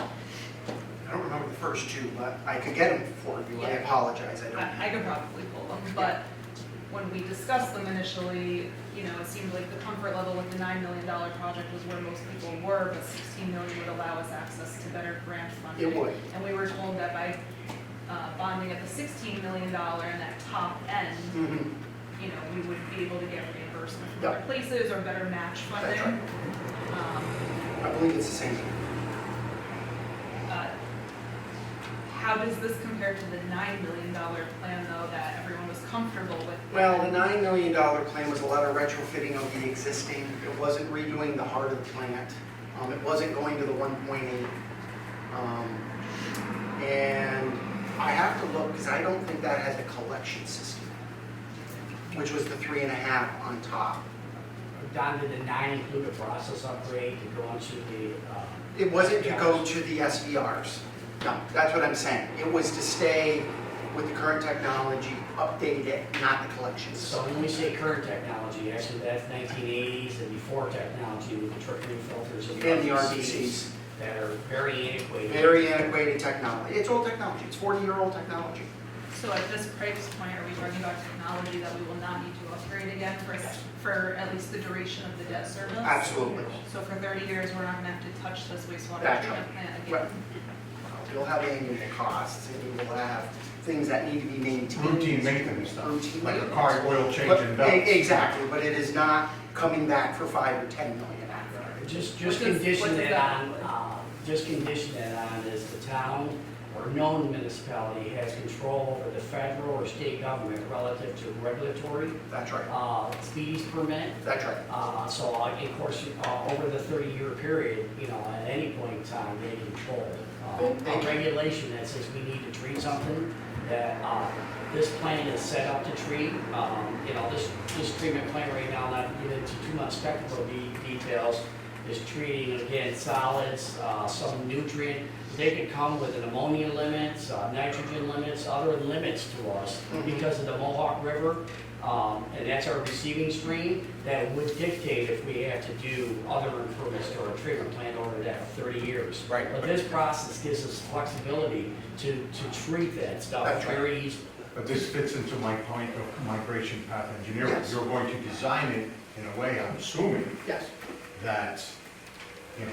It could take a certain amount of those environmental regulations, depending on exactly what it is. Right. And what we try to look at when we talk to DEC, when we do this plan, what do you think is coming here? Because we don't want to be there in 3 years, where you then have to do So something. except for government regulations, you know, again, to reemphasize Samantha and Herrera's question, except for government oversight or government, new government restrictions, Mhm.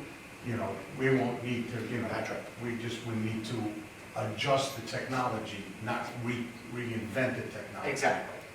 Now, Don, the other thing that Yeah. I think that should not be missed is that there was good design here relating to operation and maintenance costs. And I believe when you leave the SPRs, we're flowing by gravity to our outfall now. Instead Yeah. of double pumping. We're not double pumping. So instead of pumping every day 1 million to 1.5 million gallons a day, and the electricity cost, 365 days for 30 years, the energy savings that we'll have now, That's right. because of the height and the discharge by gravity, we save all that electricity cost. So, in light of the current cost of energy, that's a huge improvement over 30 years. Yes, it is. One final question. Yeah. Have we, as far as, you know, is there a need or have we had discussions on the county level or the city level as we make this improvement, so doesn't it really affect them? Nope, No. no effect. No. I bet it does in sewer district number 7 though. Yes, it does. Which is nice. All right. In terms of,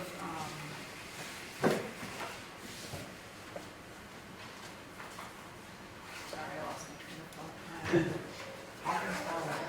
So, In terms of the inflationary costs, the supply chain issues, Yeah.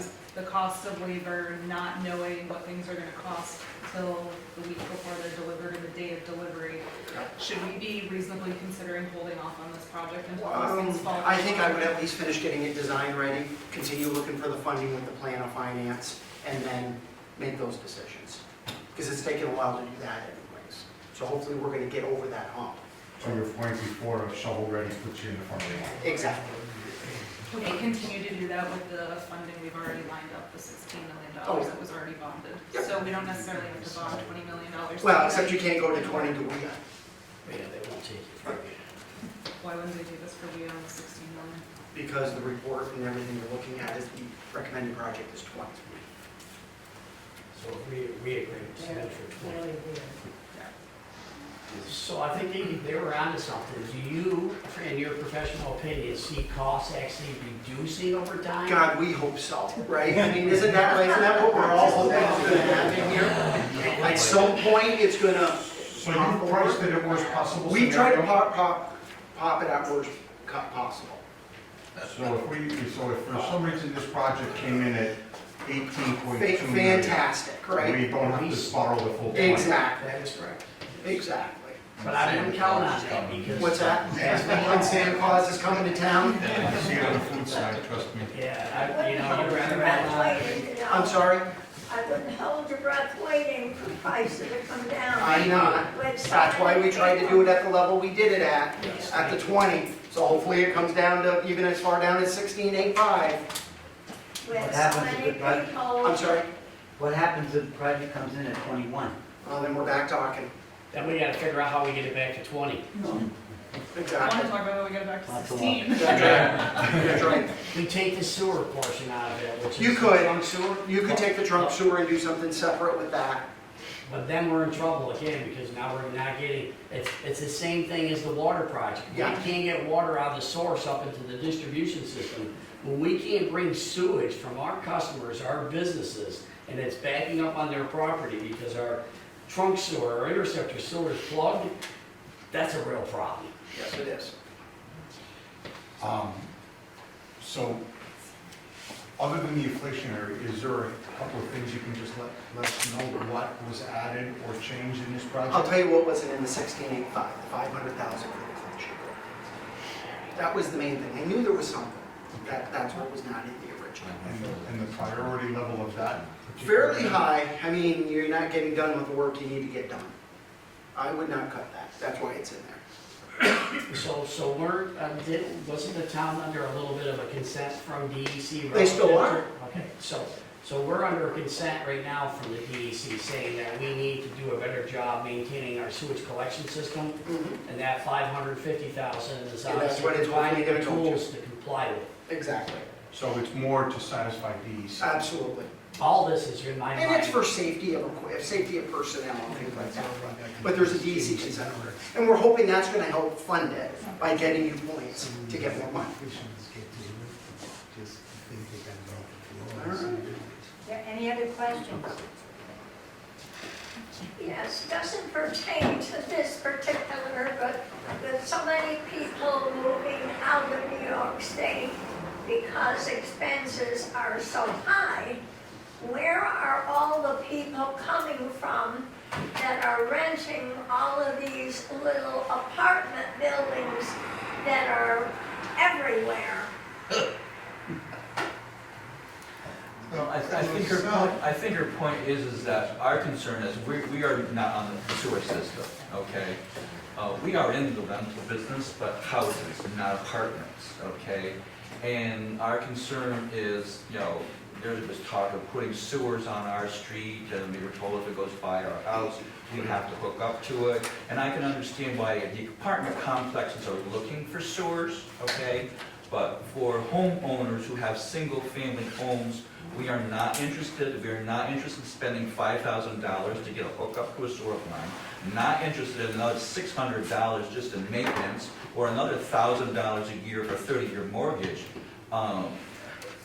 I understand the apartments, but I really don't understand why we keep on letting more and more of these apartments come into the area when you're now going to need more services for water, you're going to need more police, you're going to need more school rooms and stuff like that. It just seems like the apartments is really causing a lot of problems with all of our infrastructure. But as of January 1st, on the first organizational meeting, on January 1st, when we came into office, at the first organizational meeting, January 1st, we introduced a local law,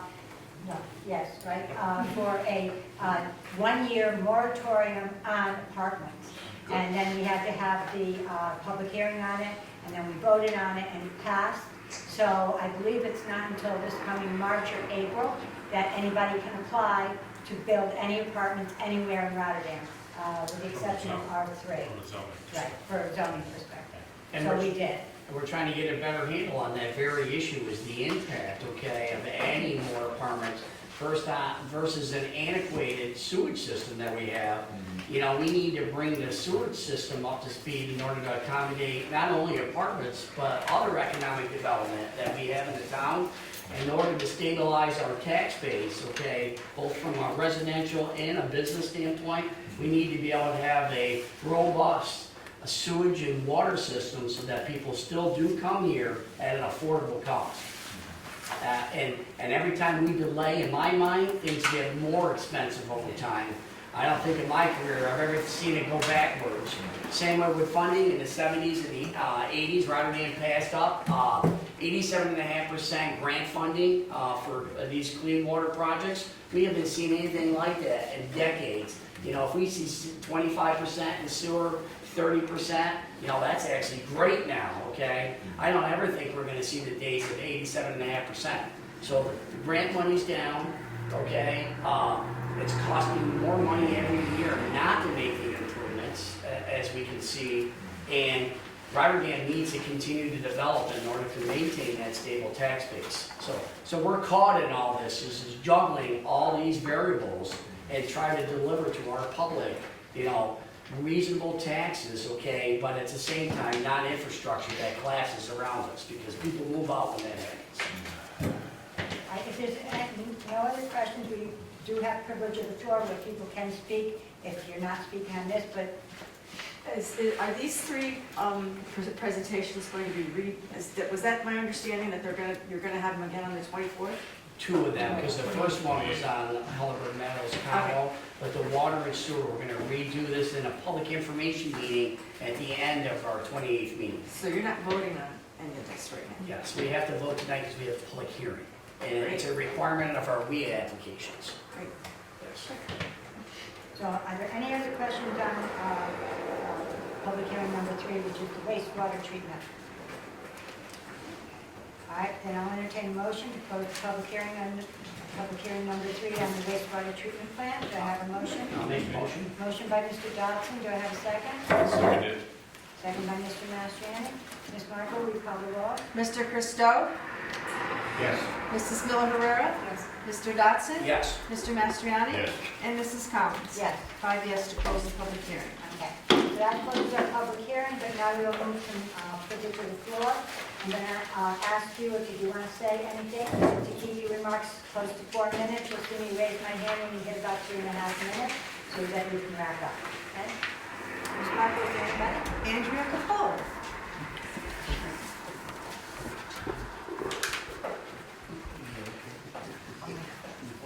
Hi, good evening. I'm Andrea Capola, I live at 625 River Road, and I want to thank the board and the helpers that showed up this evening, and I want to thank the firemen for setting up the hall and staying past their bedtimes. We had a really dry summer this year, very, very dry. Thank the powers that be that we didn't have any super big fires, and our pipes still work.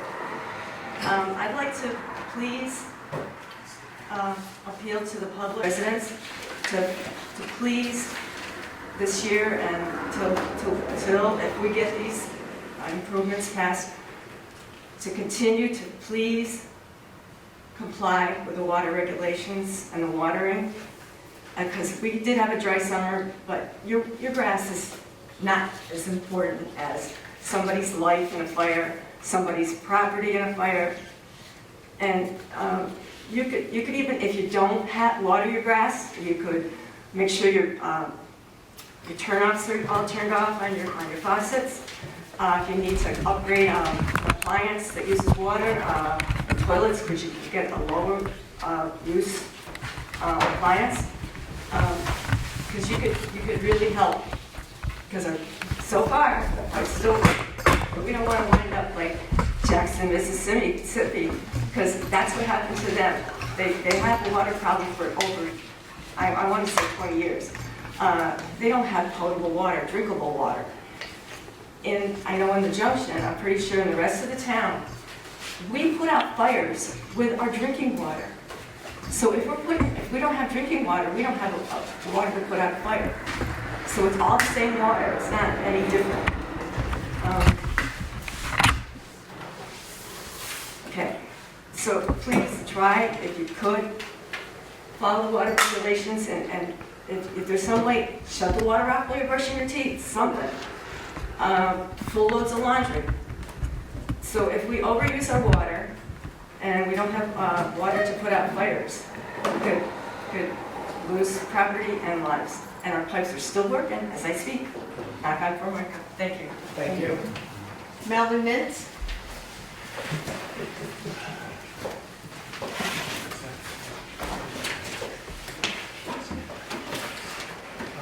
Thank you. I feel insignificant after listening to what is being proposed and what we have to do in the town, that what I'm going to talk about is so insignificant in a sense. First of all, I know I thanked our Madam Supervisor when we did the parking lot with the striping, which made things look very good and make our town hall look even better. And I'm looking at the railroad overpass, another insignificant point that I spoke to our supervisor about. In the city, at one time, the president of Union College had gotten a grant or some money and had done one of the railroads overpass, fixing them up. My interest all the time is trying to make the town of Rotterdam just even better, so that those that want to sell their homes people are willing to come to the town because it's maintaining itself in areas that they look at. So my suggestion is if you can take some time, and you have the time, to look to the, I don't know if the railroad have any money, or if the federal government or the state using our taxpayer money, and we can get some back.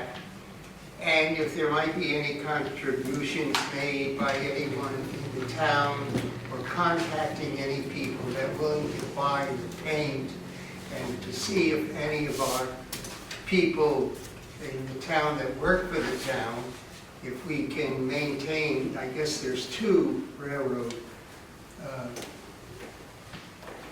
places that need to be 3, all right, 3, that need to be possibly cleaned and maintained. It'll just make the town look better, in my opinion. Now, the question was on these apartment buildings, they're being built in the city as well as in the town. What a lot of people don't realize, that downtown Schenectady happens to be very successful. It has been very successful all along. What people are looking at is the retail isn't there. And they're looking at the city and the downtown as a place because it's no retail, it's not successful. But in the meantime, the buildings are filled with some professional businesses and corporations. There's thousands of people that are working in the downtown, and the people in the community and the county are not totally aware as far as the people are concerned. And that's why you have over 17 or 22 restaurants now in the downtown. And it isn't just the people supporting it, but you need the people to move into the county here, into the town, and into the city, and I'll quit in a minute, to pay the taxes and to be able to sell the homes, those that want to sell their home in the town of Rotterdam. So I'm looking at the beautification of the town. And if you can find in your time in between the board and people seeking funding to maybe maintain these 3 areas. Thank you. Thank you. That's it. Okay, is there anyone else who didn't sign up who would like to speak? Megan, is there anybody on Zoom who wants to speak? Closing the privilege of the floor. And we will move on to the orders. Our first order is order number 3 for the year 2022. I'm probably going to read. I don't have the Okay, I'll read. It's public interest order number 3 of the year 2022 in the matter of the increase and improvement of facilities of the Water District number 5 in the town of Rotterdam, Schenectady County, New York. There any discussion? Do I have a motion? I'll make the motion. Motion by Mr. Dodson. Do I have a second? I'll second it. Second by Mr. Mastriani on the question. Clerk will call the roll. Mr. Christo? I'm going to vote no on this, and I'll explain my decision when we get to the resolution. Mrs. Miller Herrera? I'm going to vote yes on this. Mr. Dodson? Yes. Mr. Mastriani? Yes. And Mrs. Collins? Yes. 4 yes, 1 no. Order passes. Okay, our next order is order number 4 of the year 2022 in the matter of the increase and improvement of facilities of sewer district number 2 in the town of Rotterdam, Schenectady County, New York. Is there any discussion? Do I have a motion? I'll make the motion. Motion by Mr. Dodson. Do I have a second? I'll second it. Second by Mr. Mastriani. On the question, clerk will call the roll. Mr. Christo? Yes. Mrs. Miller Herrera? Yes. Mr. Dodson? Yes. Mr. Mastriani? Yes. Mrs. Collins? Yes. 5 yes. Order passes. I'm sorry about that, I didn't have them separate, I had them. Oh, no, that's okay.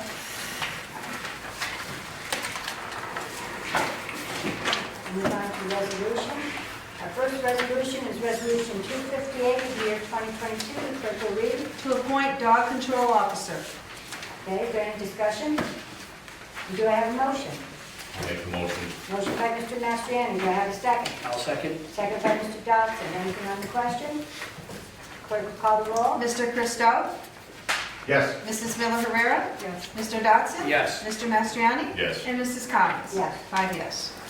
Resolution passes.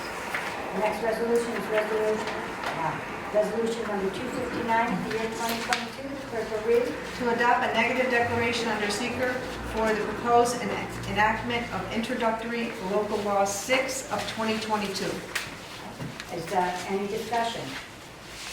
Do I have a motion? I'll make the motion. Motion by Mr. Dodson. Do I have a second? I'll second it. Second by Mr. Mastriani. On the question?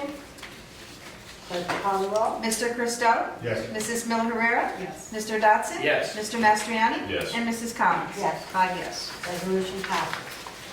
The next resolution is resolution number 260 of the year 2022. The clerk will read. To enact introductory local law 6 of 2022. Any discussion? Is there, this local law is the noise, people were complaining that, especially when they were building or construction by them, that they were starting at 6 o'clock in the morning, so they asked that it be, raised up so that they could have a little more quiet on the weekends. So, is there any other discussion? Do I have a motion? I'll make the motion. Motion by Mr. Dodson, do I have a second? I'll second. Second by Mr. Mastriani. Mr. Christo? Yes. Mrs. Miller Herrera? Yes. Mr. Dodson? Yes. Mr. Mastriani? Yes. And Mrs. Collins? Yes. 5 yes. Resolution passes. Next resolution is resolution number 261 of the year 2022. The clerk will read. To approve budget transfers to the 2022 budget. Any discussion? Do I have a motion? I'll make the motion. I'll second. Second by Mr. Christo. On the question, clerk will call the roll. Mr. Christo? Yes. Mrs. Miller Herrera? Yes. Mr. Dodson? Yes. Mr. Mastriani? Yes. And Mrs. Collins? Yes. 5 yes. Resolution passes. Next resolution is resolution number 263 of the year 2022. The clerk will read. To approve budget transfers in the 2022 budget for highway gasoline and diesel. Any discussion? I'll make the motion. Motion by Mr. Christo. I'll second. Second by Mr. Dodson. On the question, clerk will call the roll. Mr. Christo? Yes. Mrs. Miller Herrera? Yes. Mr. Dodson? Yes. Mr. Mastriani? Yes. And Mrs. Collins? Yes. 5 yes. Resolution passes. Resolution number 263 of the year 2022. Clerk will read. To approve a shared services agreement between the Highway Department and Shellmont School District. Is there any discussion? Do I have a motion? I'll make the motion. Motion by Mr. Dodson. Do I have a second? I'll second. Second by Mr. Christo. On the question, clerk will read the roll. Mr. Christo? Yes. Mrs. Miller Herrera? Yes. Mr. Dodson? Yes. Mr. Mastriani? Yes. And Mrs. Collins? Yes. 5 yes. Resolution passes. Resolution number 264 of the year 2022. The clerk will read. To declare 2 tub grinders and miscellaneous more bark parts and accessories obsolete. Is there any discussion?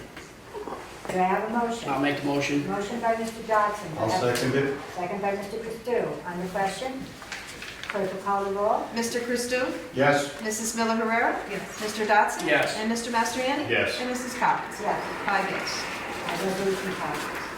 Resolution number 265 of the year 2022. The clerk will read. To accept revenue for the town clerk's office for August of 2022. Any discussion? Do I have a motion? I'll move. Mr. Costello made the motion.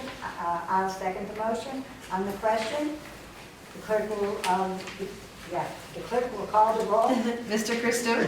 Yes. Mrs. Miller Herrera? Yes. Mr. Dodson? Yes. Mr. Mastriani? Yes. And Mrs. Collins? Yes. 5 yes. Resolution passes. Resolution number 266 of the year 2022. The clerk will read. To accept town board meeting minutes.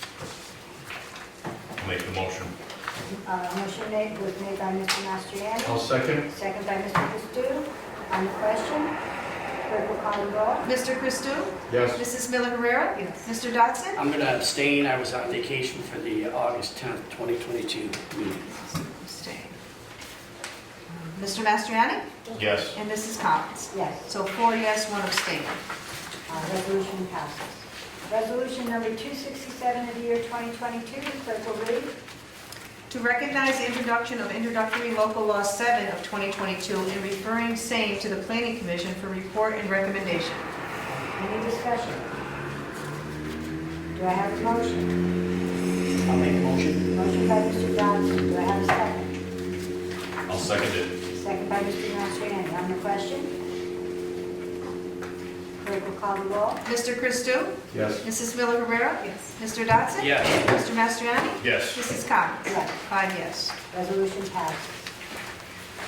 Resolution number 268 of the year 2022, the clerk will read. A resolution authorizing the issuance of $34 million serial bonds of the town of Rotterdam, Schenectady County, New York, to pay the cost of improvements to Water District Number 5 in and for said town.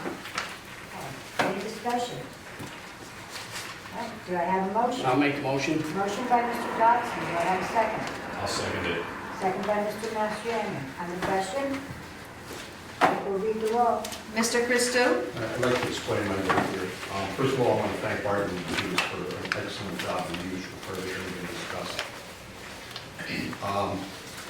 As much as I firmly agree that all of these improvements need to be made, the $34 million number scares a living daylights out of me. And I'll explain why. If anything, the Viaport scenario taught me is that before we spend the town's money, we better tread very lightly.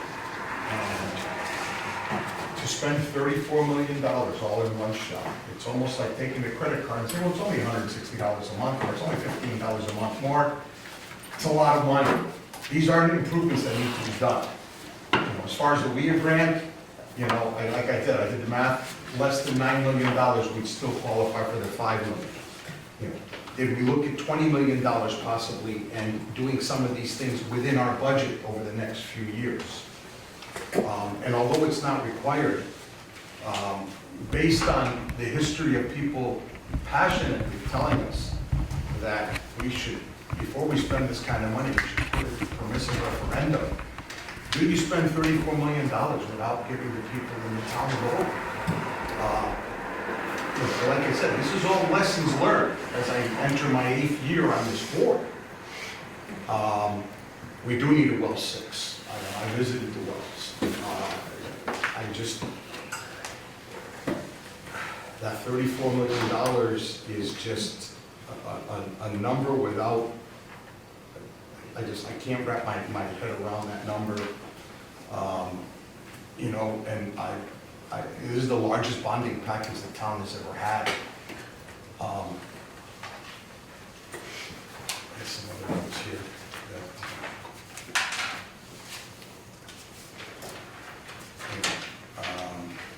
I guess, does this project pretty much eliminate the opportunity for consolidation? And as far as priority, there's no doubt in my mind that Barton and Judas went through District 5 and prioritized everything that needed to be done. But globally as a town, we sat here 6 months ago and a gentleman set a box on my table right here with pipe pieces, rocks, bolts, and everything else that's in there running water. How are we looking at District 5 without looking at what we need here in the junction? I mean, has that fallen off of our radar? Have I missed something? It just, these improvements need to be done, don't get me wrong. But, do we spend $20 million and budget the other 14 over the next few years with this migration path that I discussed?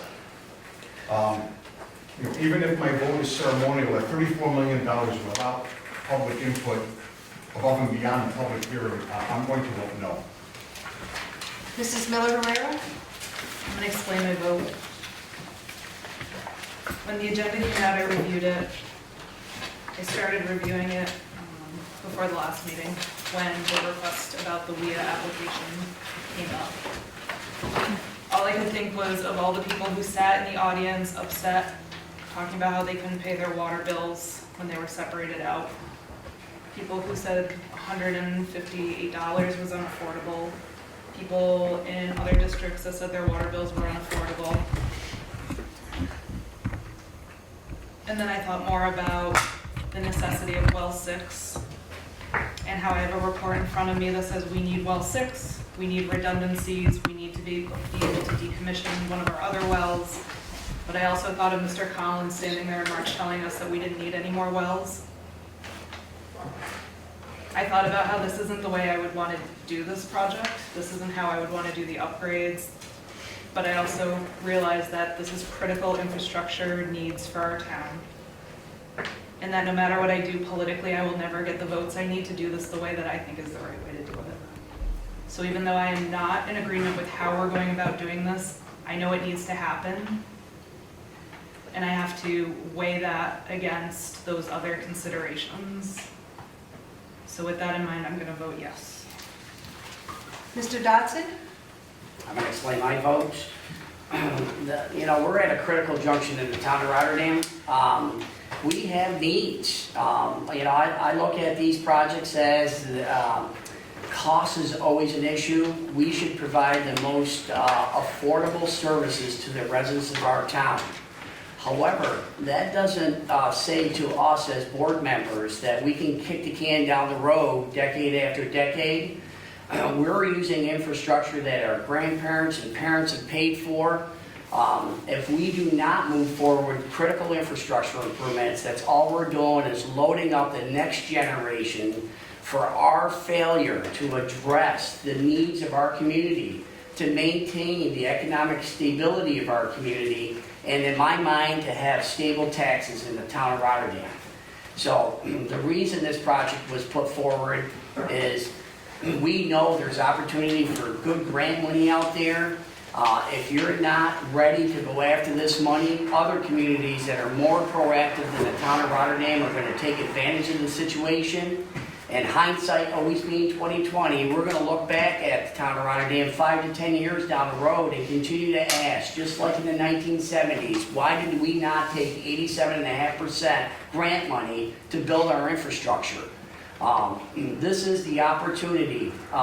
We're aligned with our local, our state governments relative to funding, and our federal government continues to tell us that infrastructure is critical in the United States, and they are now aligning themselves to fund these projects. The town of Rotterdam needs to be ready to receive this type of money, and that will control the cost.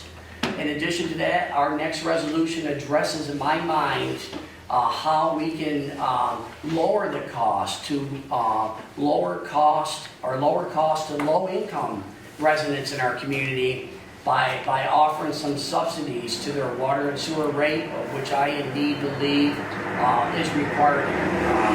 These are, as Councilmember Bristow had indicated, yes, this is a big number, hard to wrap your arms around, but very manageable.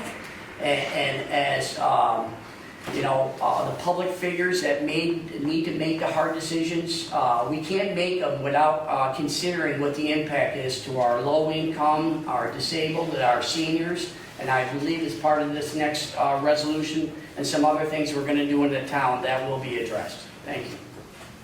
So my answer is Thank you. yes. Thank you. Mr. Mastriani?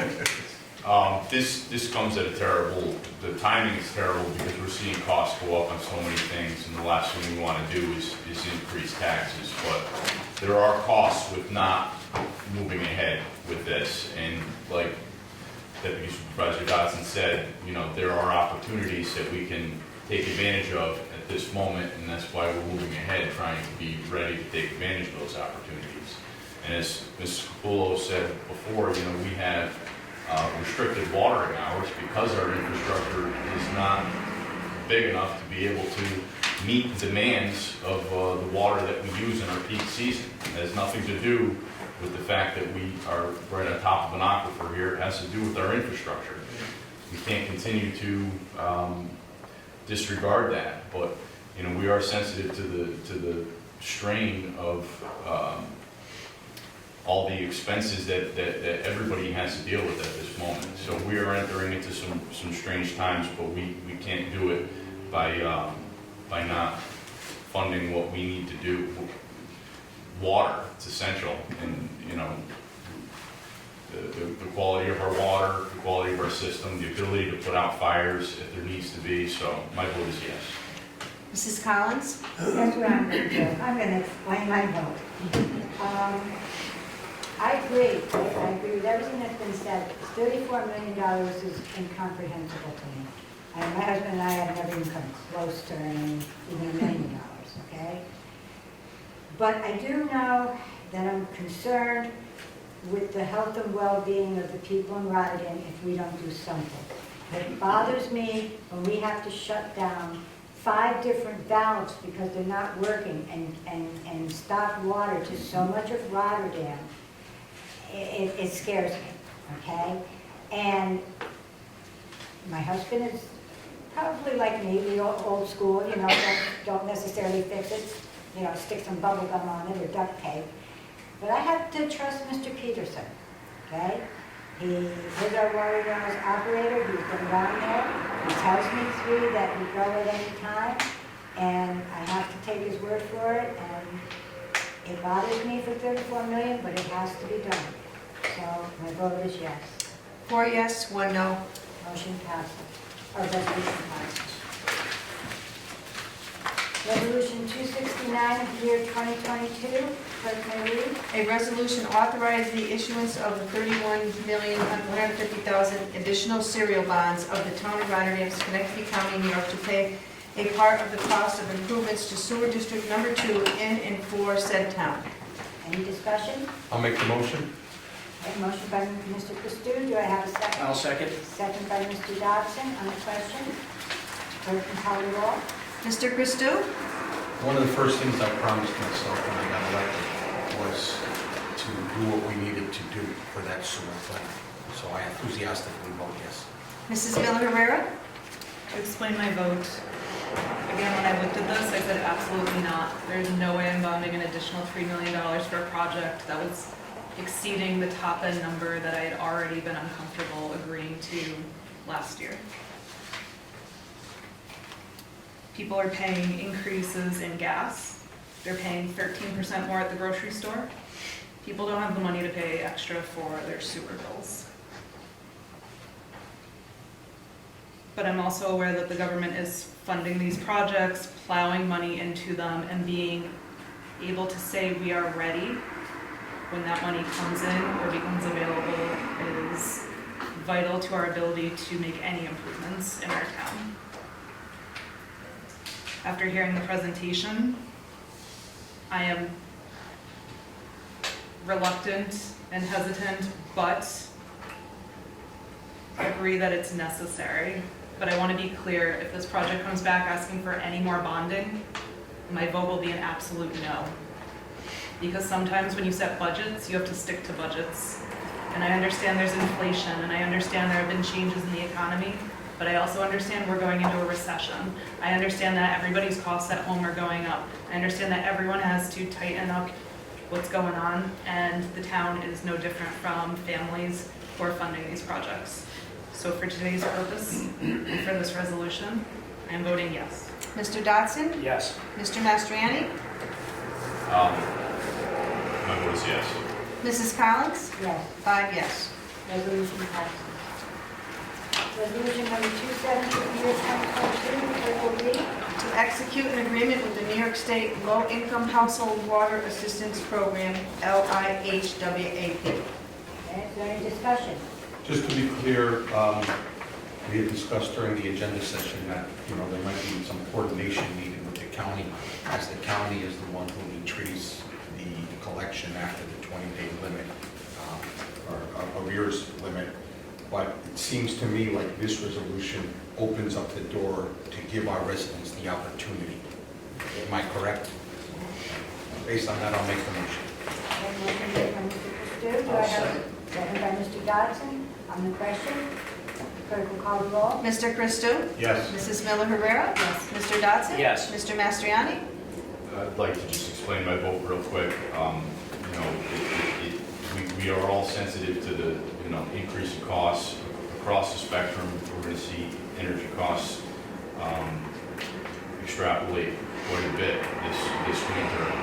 So it's important that we take a look at programs like this that help people that are in a difficult situation. So my vote is yes.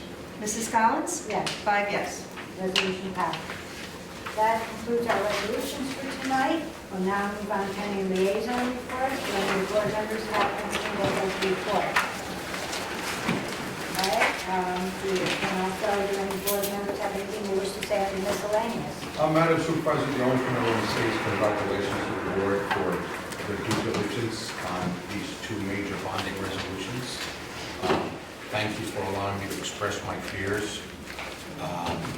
But I can't say that I am displeased that they're both passed because they are necessary. And, you know, water and good water and clean water is extremely important. Numbers still scares the daylights out of me. But you know what? This body allowed me to express that. There was a majority vote. We got the super majority we needed, and I'm looking forward to seeing these improvements being done. Yes, thank you. Is there anyone else? Okay, this concludes our business for tonight. Do I have a motion to adjourn? I'll make the motion. Motion by Mr. Castillo, do I have a second? I'll second. Second by Mr. Johnson, all in favor? Aye. Aye.